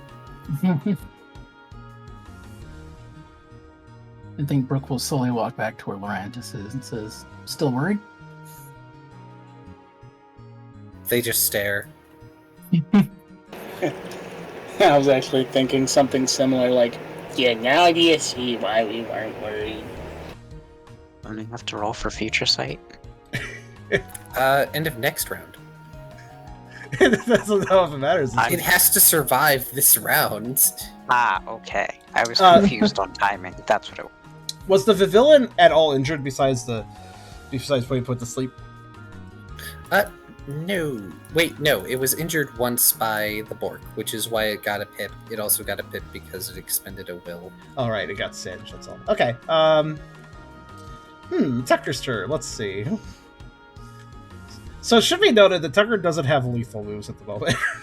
That's probably a good thing for Tucker. So he might end up with crunch later. It's possible. Also, but- to explain something, I think from now on, I'm going to run sleep as if you're in combat and you get hit, you will automatically get a success towards waking up. That makes sense, honestly. I think that's Mhm. smart. A lot of RPGs do that because it just makes sense. So It's not going to be automatic wake up necessarily, but you know what? Let's see. Okay. Is this a fair thing to do? Can Tucker simply wrap the thing up in a net since it's already asleep and just basically remove it as a threat by just freaking tying it up? sure, if you want to use your net for that. We also have a rope if you want to use that. Oh, that's true. We do have like extra rope. Okay. Tucker. Tucker feels like enough violence has been done at this point, but they do need to make sure this thing doesn't wake up and become a threat again. So, But I the feel problem like is Tucker can't tie knots though. With pause. I feel like if Tucker asked for it to be tied up, then the team might oblige. Because I don't think the team is usually bloodthirsty for no reason. No, not really. Tucker will walk up to the Vivian, which is the last one that's not fainted or gone. And just look at it sleeping and go. And he does start to open his mouth like he's going to do a bite before he kind of just shakes his head and kind of looks to the rest of the group. Let's see who has next turn initiative. To Ryda, say. Because Ryda's the one holding the rope anyways. And kind of motion to Ryda. Maybe you could just tie this one up. I don't feel like we need to beat it up, really.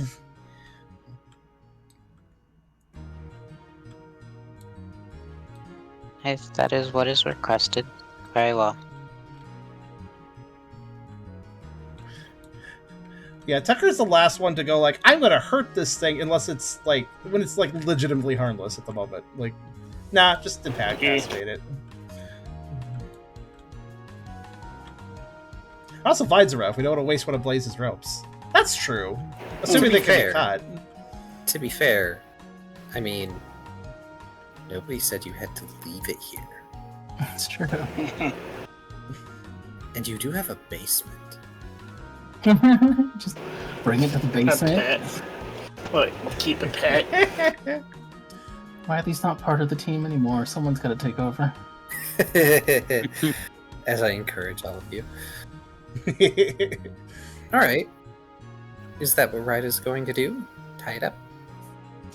They aren't gonna go against what is requested, so yep, they're just gonna tie him up. Actually, for the sake of saving the rope, Tucker could use his turn to cut down a vine. Well, there aren't vines in this passage okay. specifically. It's The rope will lower do. foliage. We can get more rope. It's rope. But you can always find vines elsewhere in the dungeon. We can also just make rope out of vines or something. Yeah. Sorry, I Well, should we have need the specified. full 50 feet of rope to tie this thing. You re-cocoon this poor butterfly. Oh, If when you figure out the right amount of length, just put the middle of the rope in Tucker's mouth and he'll chop it in two. It's fine. You can always make more rope. Oh no! Blaze can't put it back in the inventory. I guess you're gonna have it forever now. Well, combat's now over. Alright, Brooks can head back in to see what Lilligant is up to.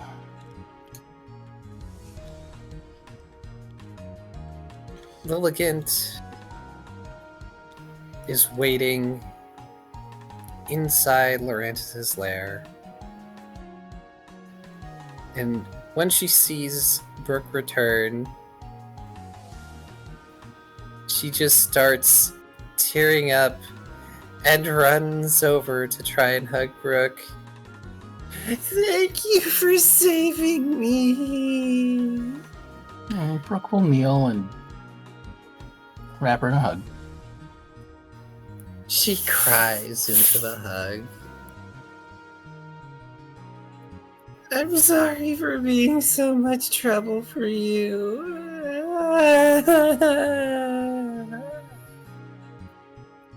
It's no big deal. We're just trying to get to the bottom of what's going on here.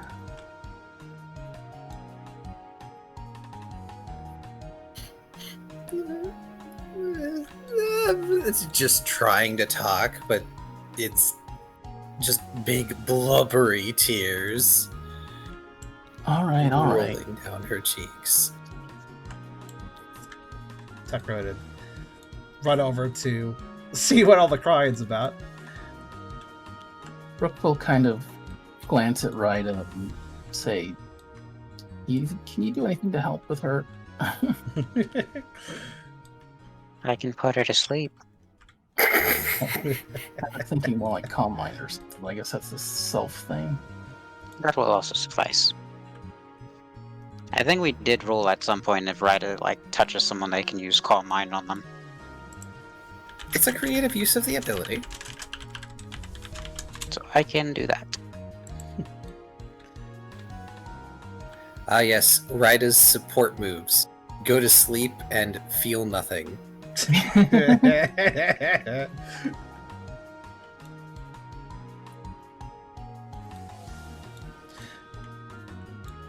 Tone it down halfway. I'm also going to put in the bravado just because I keep forgetting to use it, so might as well.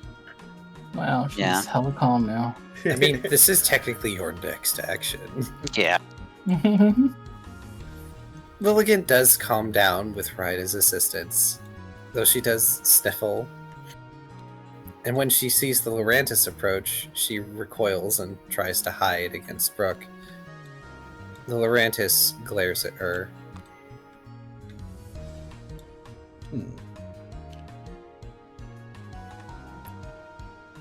So we've got a couple questions, Logan. Namely, what have you been up to this last week?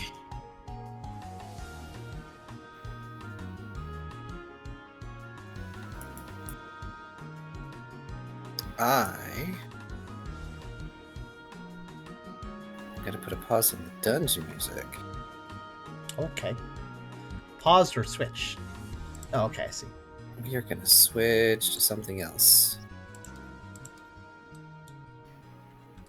That sounds fair. Smallest violin, sad music. Where are you? We do have a fair number of sad songs at events. So many sad songs.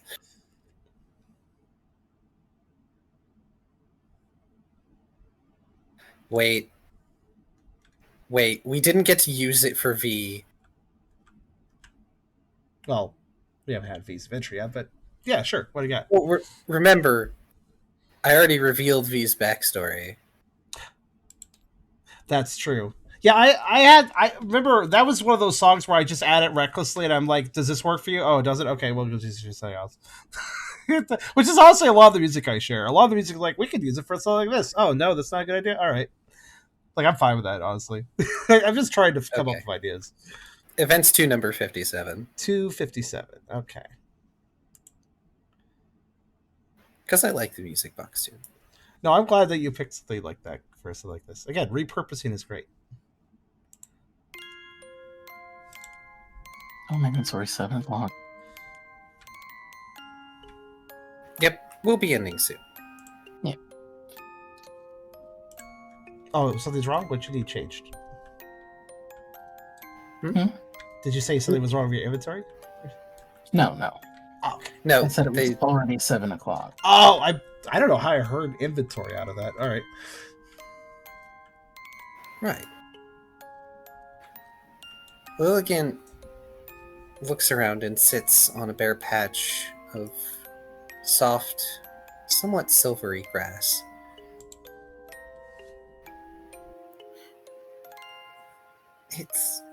not just been this week.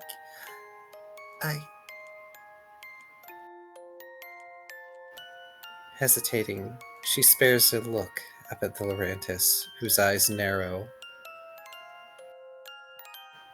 She's keenly aware of the judgment at play.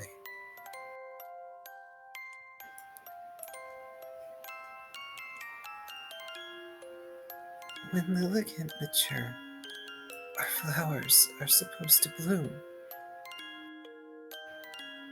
It's supposed to make us stronger.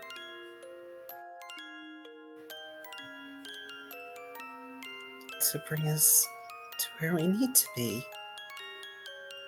But There's flickers, an outline of psychic lavender around her. Calm Mind is definitely doing work.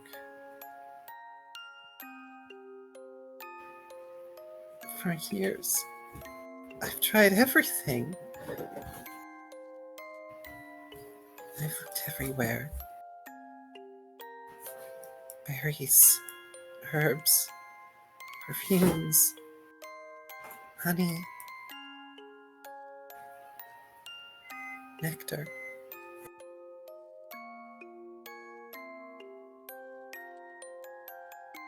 And whenever I would find something, the sisters, they'd always take it.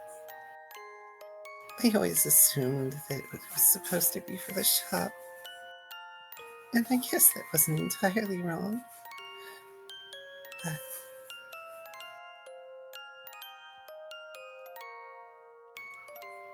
looking down, she folds her hands across her lap.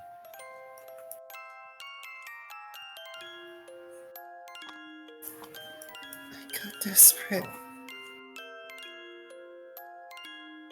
After the cairn move,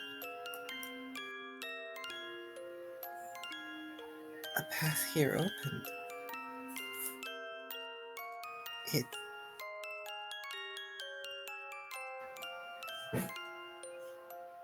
It's one of the reasons I went down here before. I'm sorry I deceived all of you for so long. Everyone. And I know it was selfish. I'm sorry. But I've been living my life half a Pokemon. I was ready to do anything. And then I found this place. And every time I came, every time I snuck away with a little more nectar, it felt like next time it would work. But of course it hasn't. A horrible person like me should just stay withered forever.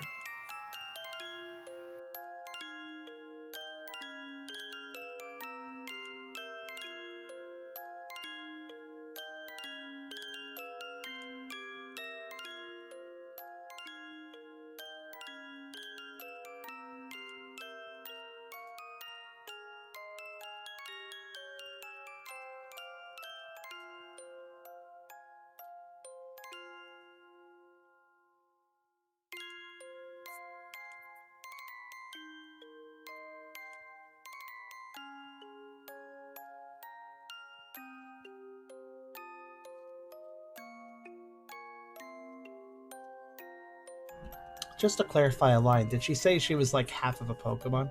Is that what Yep. she referred to herself as? Man, that's rough.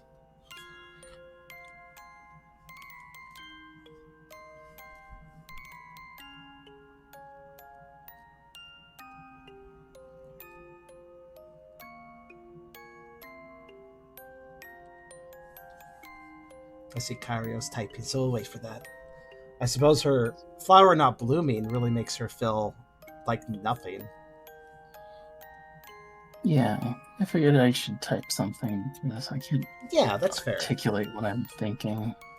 Oh, Take it's your okay. I'm not really sure what I would say in this situation either. I mean, I suppose what Tucker is doing for now is just sitting and listening.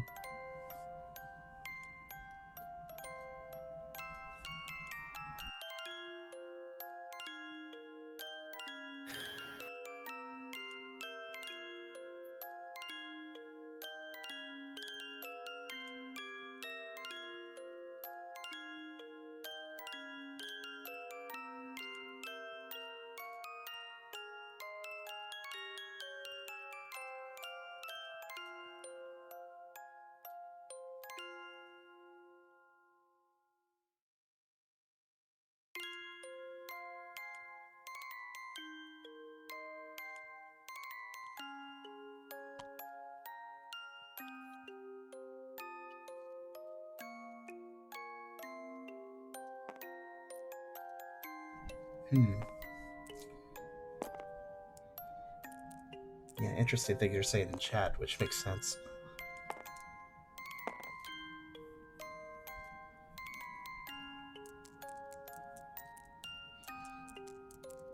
Yeah, her position. I mean, the Forges sisters, they're not like evil, but they are very full of themselves, and they have always looked down a little bit. Wonder if it's partially because of the lack of a bloom.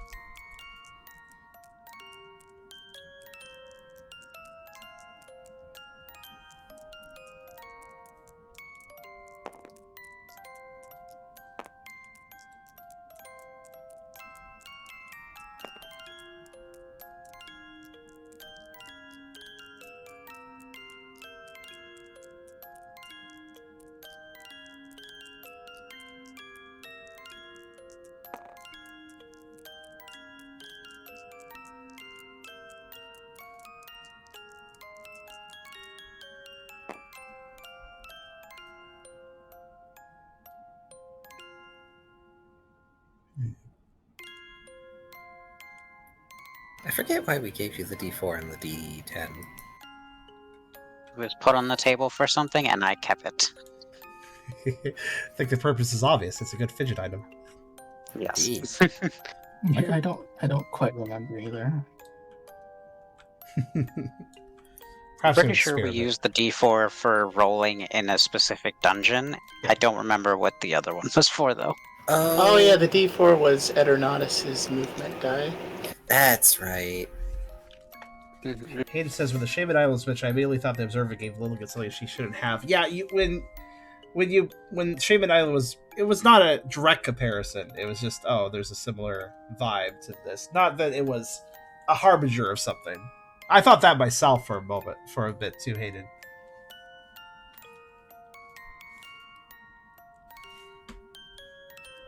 But yeah, it's true. The Observers go after stronger Pokemon or Pokemon with potential. And unfortunately, Lilligant's whole problem is that she isn't very strong. So, and yeah, I won't deny that to the outside eye, she might seem like a perfect candidate. But the observers see a lot more than the surface. because ultimately they want a tool, and well, tool has to be useful.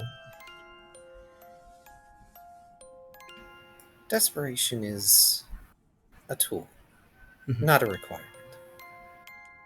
After all, what could you all have been desperate for?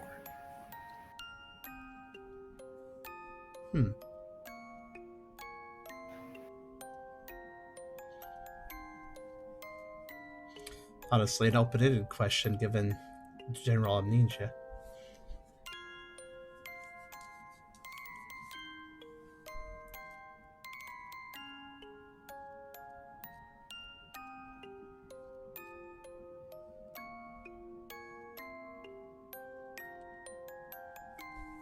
Here's a question. Does Lorantis seem to be at all affected by the story as it's being told? Or do they still hold an icy glare the whole time? I doubt they'd be moved by it, to be honest. I wouldn't think so either, but I was curious. They hold their glare for a good while.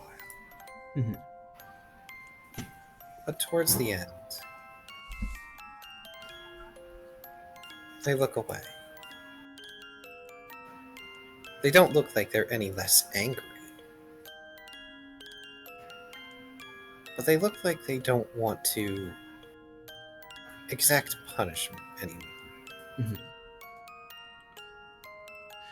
You can both sympathize and be very upset with somebody over the same topic at the same time, so sympathy doesn't remove but you still did something wrong and I still hate you for it. That sort of feeling can still remain even if you're sympathetic. Also, Fair, I believe we're waiting on Kyrio to write something. Yeah. Yes. I'm brooking right now. Yeah. Brooking, not bricking. Hopefully not bricking. Yeah. Yes. And I don't mind waiting as long as we need to. It's fine. Yeah. As long as we're waiting on something, that's all. These are moments where I happily wait. Mm-hmm.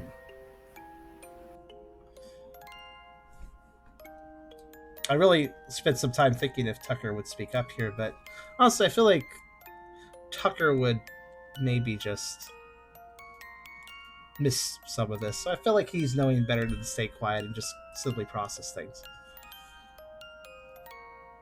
Tucker, good bean, but maybe not always perfectly good at saying everything.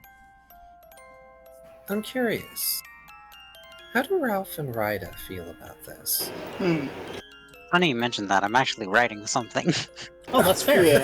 Yeah.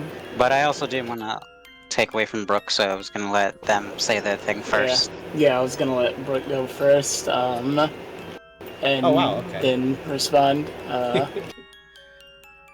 think Tucker will have something to say after all three of you, then.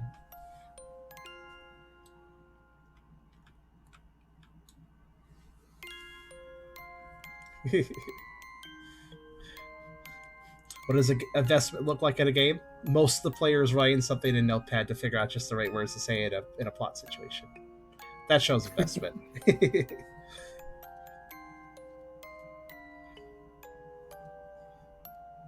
Tucker not saying anything shows wisdom. But he realizes this is a situation that's very complex and maybe not one he can identify with completely, so. Yeah.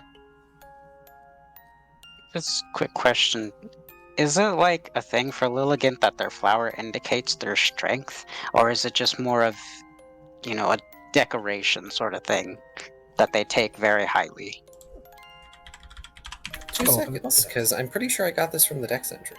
Let's see what the Dex says, actually. I was thinking the same thing. Oh! Even veteran traders face a challenge in getting its beautiful flower to bloom. This Pokemon is popular with celebrities. It withers if a trader does not take good care of it. Taking care of it is very difficult. Sounds like a difficult Pokemon to bloom, then.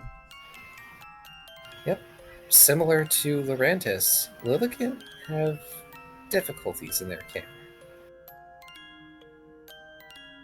So it's more of a symbol of how well they're doing? Overall health is a good way to put it. Noted. But, to the knowledge of everyone here, Lilligant has never appeared sickly. They might not be the strongest Pokemon, but the same could be said for many citizens. By contrast, Lurantis has survived in these harsh conditions, but is comparatively frail to many of the other creatures here, even if you all are impossibly strong by comparison. I think the one particular Dex entry is kind of interesting, too. No matter how much time and money is spent raising it, its flowers are the most beautiful when they bloom in the wild. Which could be taken as, if you're trying to really force it, it's not going to work out very well. Blooming the flower. And it's best when it's done naturally, basically.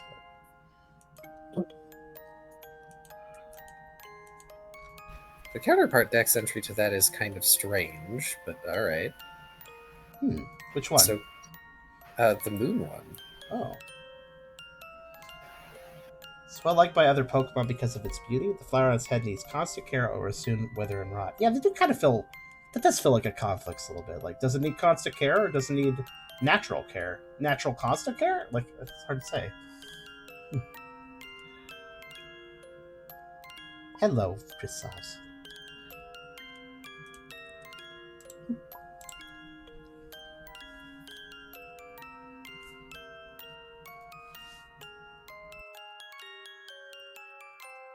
This is still going. No worries, we can always scroll it.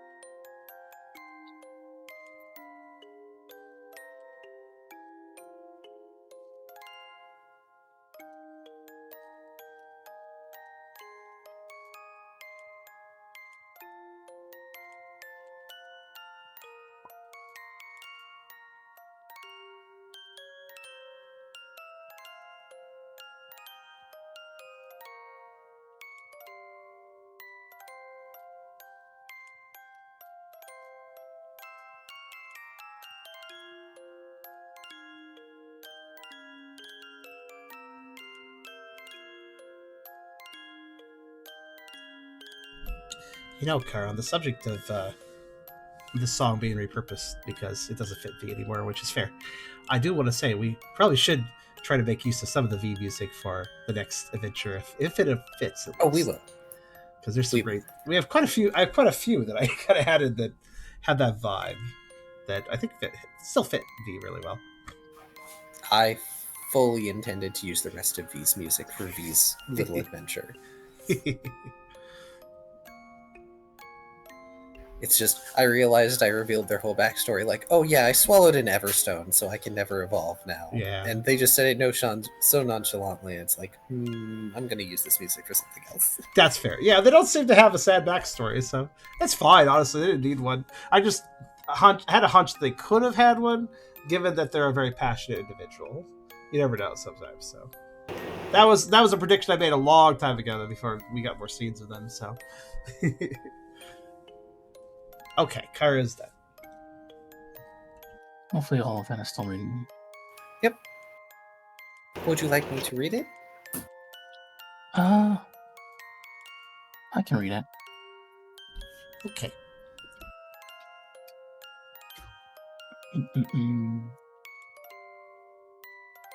Listen, Lily, Brooke says gently, looking at her with a sad smile. I can't truly understand what you're going through, but when I look at you, I don't see anything withered. I see a flower that's been choked out and undernourished by those that are bigger and more aggressive than her. But just take a look around. There are blossoms everywhere, despite how crowded and overwhelming this environment is. Because they found a way to thrive together. You apologized for being trouble, but you're not. I'm always going to be happy to help you. Savantown is my home, and it's part of my job to defend it and everyone in it. Especially you, my very first friend. So if you're lacking anything, I will never think it any trouble to help you. Don't try to be anything you're not. You will bloom when you're ready, especially if you don't let your sisters trample on you so much. I will back you up if you need to. 100%.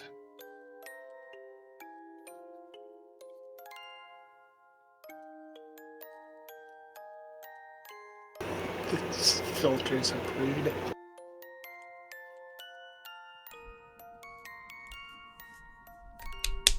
It's really well Very written. nice. That was wonderful. However, before I have Lilligan react, I believe the others had things they wanted to say. Indeed. Rita has their own words of wisdom in their own way. We'll put it that.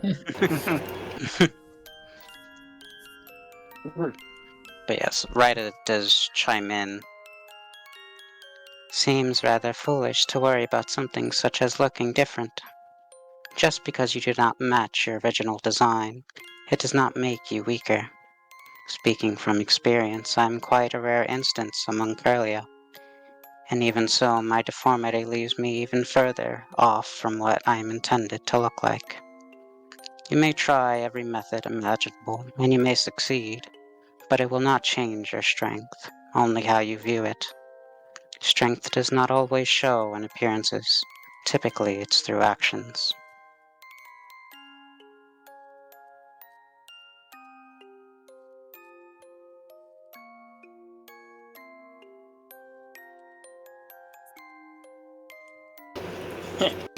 Looks like the rest of my team put it very well.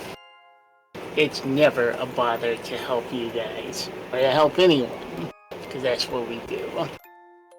And, yeah. I'd be a giant hypocrite if I were too hard on you for doing stupid stuff in a desperate, in a moment of feeling desperate. I do stupid stuff when I'm feeling desperate all the time, even when I'm not feeling desperate. So, so don't you think that you're the only one who screws up like this. And, hey, you say you deserve to stay withered, I disagree. I think you deserve to thrive.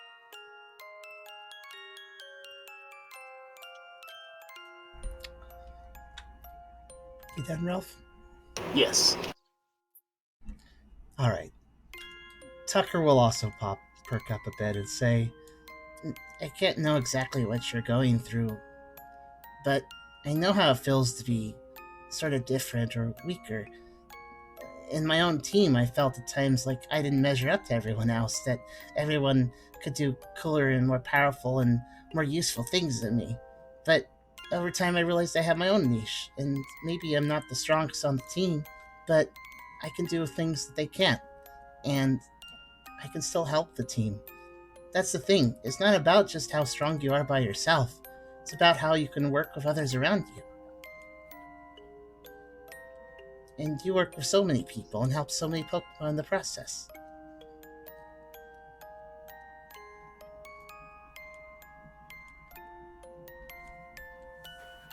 that's all. In spite of calm mind, tears well up again for poor Lilligan. The Lurantis approaches. And once again, Lilligan looks sad and apologetic. And then Lurantis kneels with her, much to her surprise.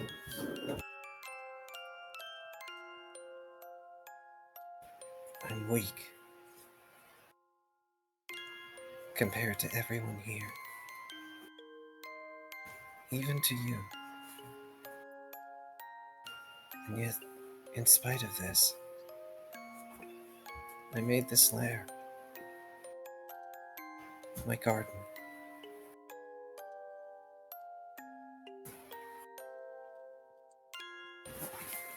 I wish you had just asked.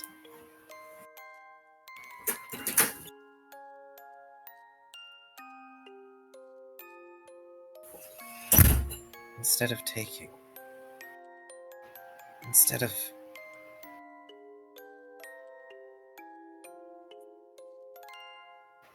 But I understand. Down here, You survive how you can. And like these flowers, you can become a part of it. Or like the other Pokemon, you can feed off of it.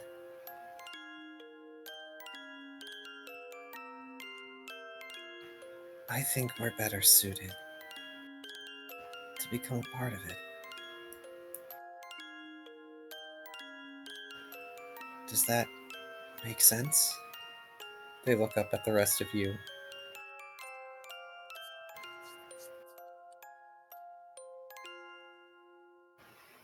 And before anyone else responds, Lilligan once again breaks out sobbing, and they lunge forward and hug the Lorantis, who is very surprised by this and not sure how to take it. Oh,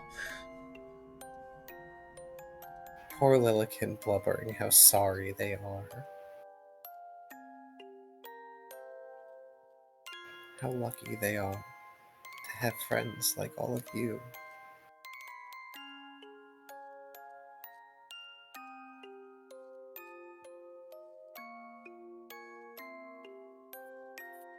Brooke just smiles. Hey, Lily. Yeah? If you want to make it up to them, why don't you help them fix their garden? Rubbing her eyes, she sits up, letting go of Lorantis, who scrambles to get up and sort of move away because that was very weird for them. Of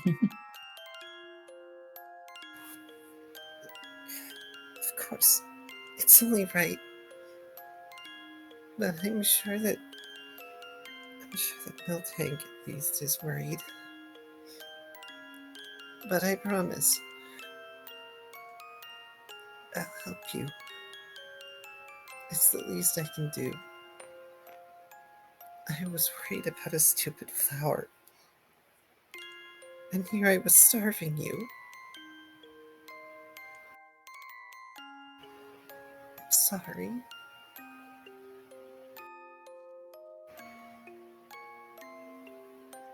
Just don't do it again.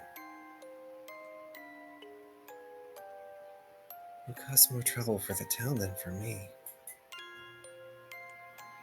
Maybe... They look at their garden. Maybe it's time I move.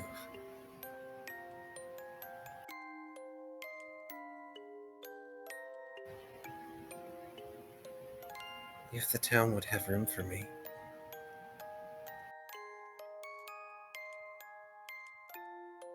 I think they have room for anyone who won't eat the food. Brooke says, half jokingly. But what about your garden? You work so hard for so long. It's already half trampled. Not really, of course. Only a small section of it. Sorry, I removed them as quickly as I could think to. I was mostly worried about Lily's safety. Honestly, you're very lucky to have friends like this. Maybe I can make some too. And I think that would be better than living alone down here. I think I'd rather live a shorter life with friends than a longer one in solitude. They smile, tilting their head to the side. I can always grow another garden.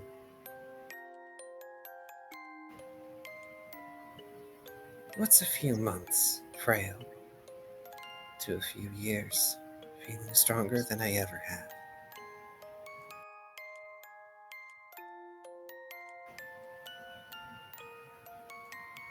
Elegant nods. She gets up, straightening out her floral dress.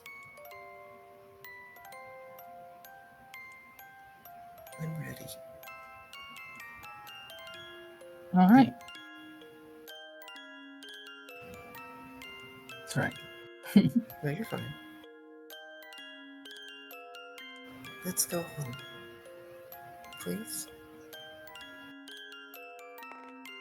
Of course.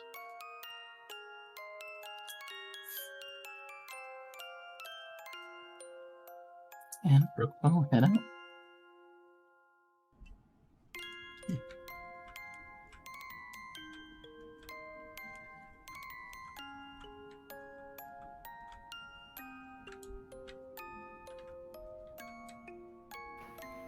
I suppose Tucker will follow. Happy to see that, things got resolved. And knowing that hopefully his words helped, but he doesn't need to overspeak in this situation either.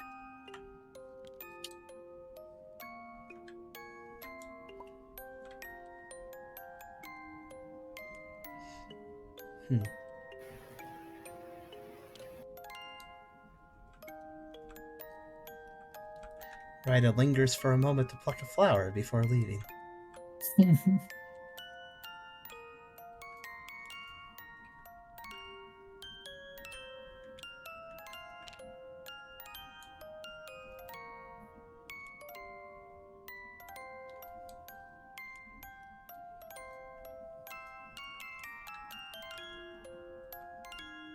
Is there anything Ralph would like to do before the team leaves?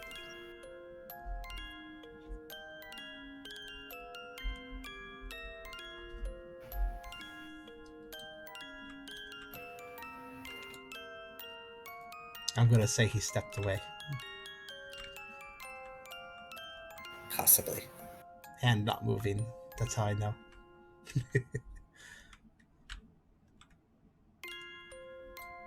It's actually a very useful feature to know. Of like, hey, are you there? Oh no, your hand's not moving.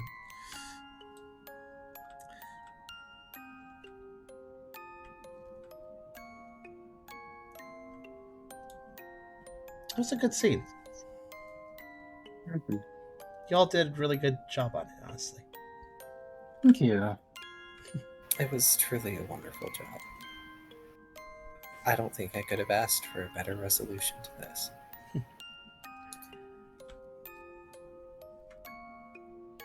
Out of curiosity, what did the garden have in it? Like, what was being grown? Just flowers, or...? Just flowers. Just flowers. Orantis lives off of the nectar and, well, they can also eat bugs, of course.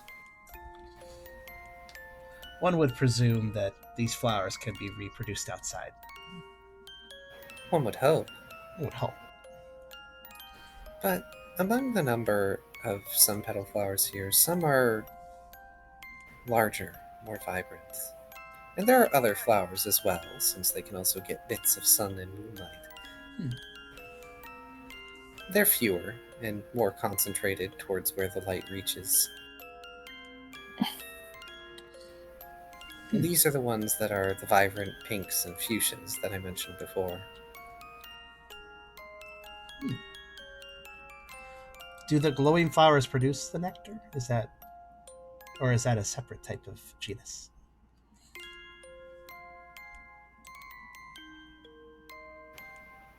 It's likely that all of them produce the nectar that Laurentis consumes.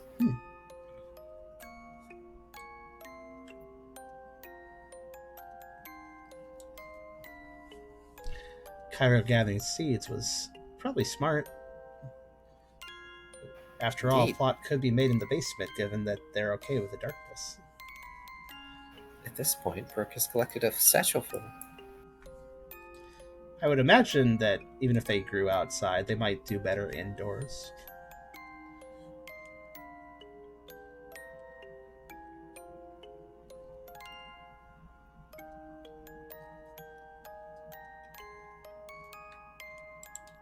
Oh, hey, Tubby.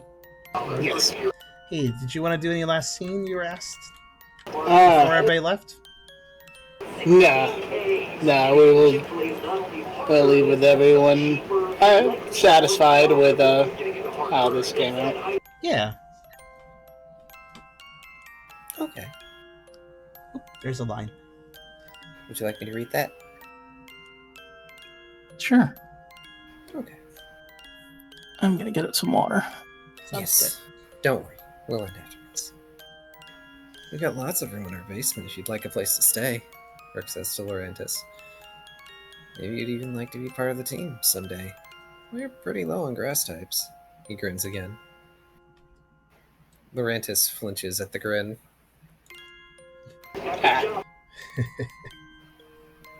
Somehow, I doubt I'd measure up to all of you. But something tells me you're not worried about power. Yeah, we got that covered. We're good in that department. Well, like, we have a garden at our place, we take care of our berry bushes and stuff.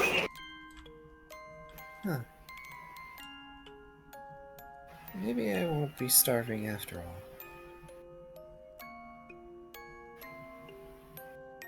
They smile and even manage a little laugh. Oh no, we don't starve at our base. If I am in the kitchen.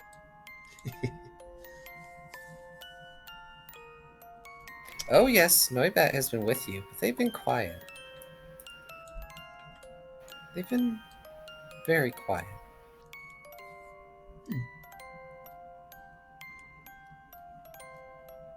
They look determined.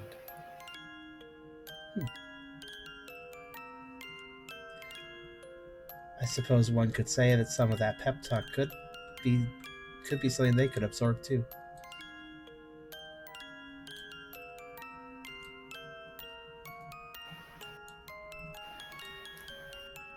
Maybe if they had caught Lilligant, this wouldn't have happened. But maybe it's better that way. They won't know now. But that's not going to stop them from wanting to be stronger.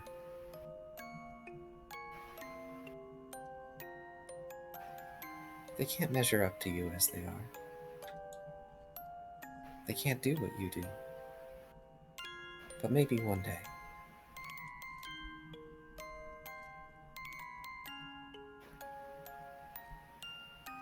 Laurentis will lead all of you out of the Sun Petal Deep. Lilligant still seems to know the way as well. She's quiet, but that's almost to be expected. Out of the deep, out of the ravine, and into the dark, moonlit night. A cloudless sky full of glittering stars awaiting you.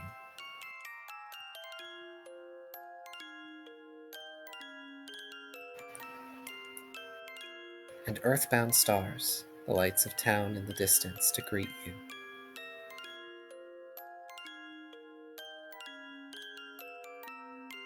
And that's where we're going to end.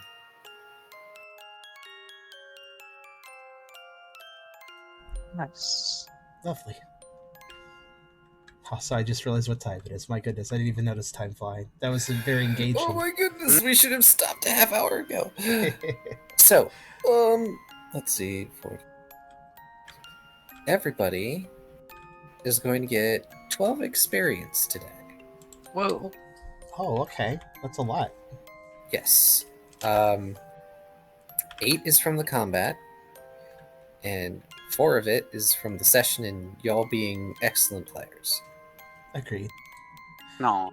I simply want to say before everybody, because I know people tend to leave at the end of the session pretty quick, I just want to say before anybody does go that I really appreciate just how much dedication you all had on that scene. Like, it really shows me just how much you guys love this game, which of course I already knew, but I don't know, man. It just makes me really happy that we have this game to play, and that everybody enjoys it so much. So,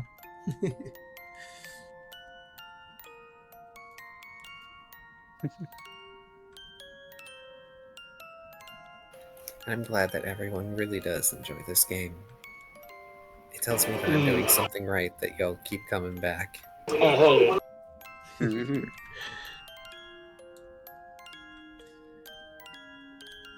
And thank you very much, Car, as well, for your efforts, of course. It is a group effort, and everybody puts so much into it. alright. Yeah, it's a lot of fun. I know sometimes I'm pulled away by stuff, but Yes, today was a chaotic one for you, I think, but it wasn't Yeah. It wasn't up to you. It's not your fault. At least that's why I presume from the situation. yeah. Sometimes life is like that. Mm-hmm. But if I'm being honest, I'm just the one who sets the stage. All of you are the ones who put in the most. Yeah, there are a lot of... Oh, sorry. Without all of you, this story wouldn't be possible. Okay, go on, Tubby. I'm sorry I interrupted you. Yeah, I was saying, there are a lot of sessions where we talk just as much or even more than you do. Like, some sessions have been just like, alright, this is where you guys were last time, go. And we fill up the whole time just role-playing with each other. That's fine by me. Like, the complete opposite of that is sessions like the one where I was playing Philia and Guild, where I talked a majority of the session and nearly made myself pass out. It was an enjoyable story, but I was worried about your health. And I'm fine. Ebb and flow. Every session has a slightly different rhythm, a slightly different focus on who's being the one out there in the front of just the scenes and stuff. And that's what makes this game so interesting, because you never know how each session is going to play out, and what kind of focus it will have, what kind of actions it will have, what kind of people who on the team will be more or less, finding their voice on that session. And of course, I would be remiss to say this not to say this to streamgoers and YouTube watchers of both. Thank you for your own dedication to the game.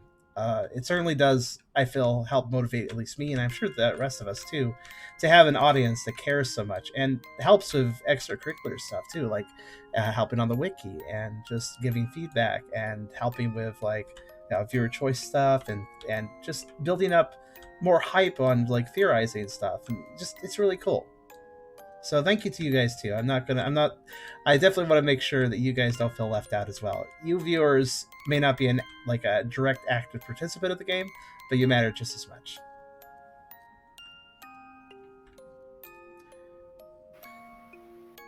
But yeah, thank you to everyone for joining me tonight and for other sessions and for other streams. I really appreciate it.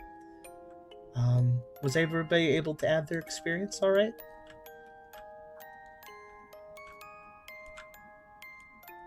I hadn't checked. Just in case anybody has their sheets being weird. I just always ask that now. I was able to add mine.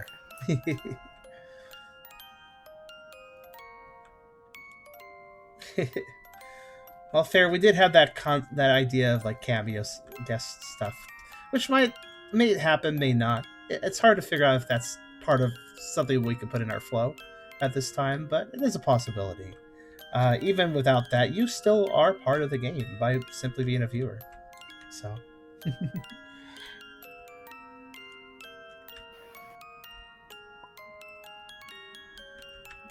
Go ahead, Kara. What were you saying? It sounded like you were saying something. Oh, brain has lost it already. It's okay. It is very late. 6 XP to max Chrono stats. Are you doing that now? If you are, just let me know what stats, because that might affect some of your... 6 more. You need okay, 6 more. I was going to say, wow, only 6 XP to max your stats. What a deal. I was like, oh, that's cheap. And now I have over 100 experience. I really need the stat tucker. Baby! You know what? Here's what I'm going to say. Assuming that the rest of us can make it on time besides me, I'm going to make a concerted effort for next session to begin at 6 p.m. rather than 7. That is this time we were trying to set from the beginning, but we just never seem to hit it. I'm going to do my best to hit that. What I think is, even if not everybody's available, that's fine, because I'm going to use the start of the session to maybe stat tucker a little bit. So we'll begin at 6 p.m. with whoever's available. I'll stat tucker, and then we'll start the session proper. I think that's what I'll do. Okay. You have a good night, Kyrio. Kyrio. Thank Good- you very much for staying Yes. as long as you could. Yes, thank you, everyone. Thank you for staying up late, everyone, as well. I appreciate that. A great scene. And you have a good night, Kyrio, and you have a good night as well, Kar, because I know you're super tired. You need to get some rest. Save the Hydra, Tubby. you guys have a good one. And indeed, this has gone long enough, I'd say, this video. So, good night, everyone. And that was session 128. I like how even just a small side adventure with a single dungeon that's just, it's technically low stakes. This was all very low stakes. It's not part of the main narrative, not part of the main plot and drama, but I like how even a side venture like this can still have so much meaning and so much value and character moments and stuff. I think that's really the mark of just how good our group is. But in any case, I hope you all enjoyed. And I'll see you for session 129 in a couple weeks. Please be well and take care of yourselves. Bye.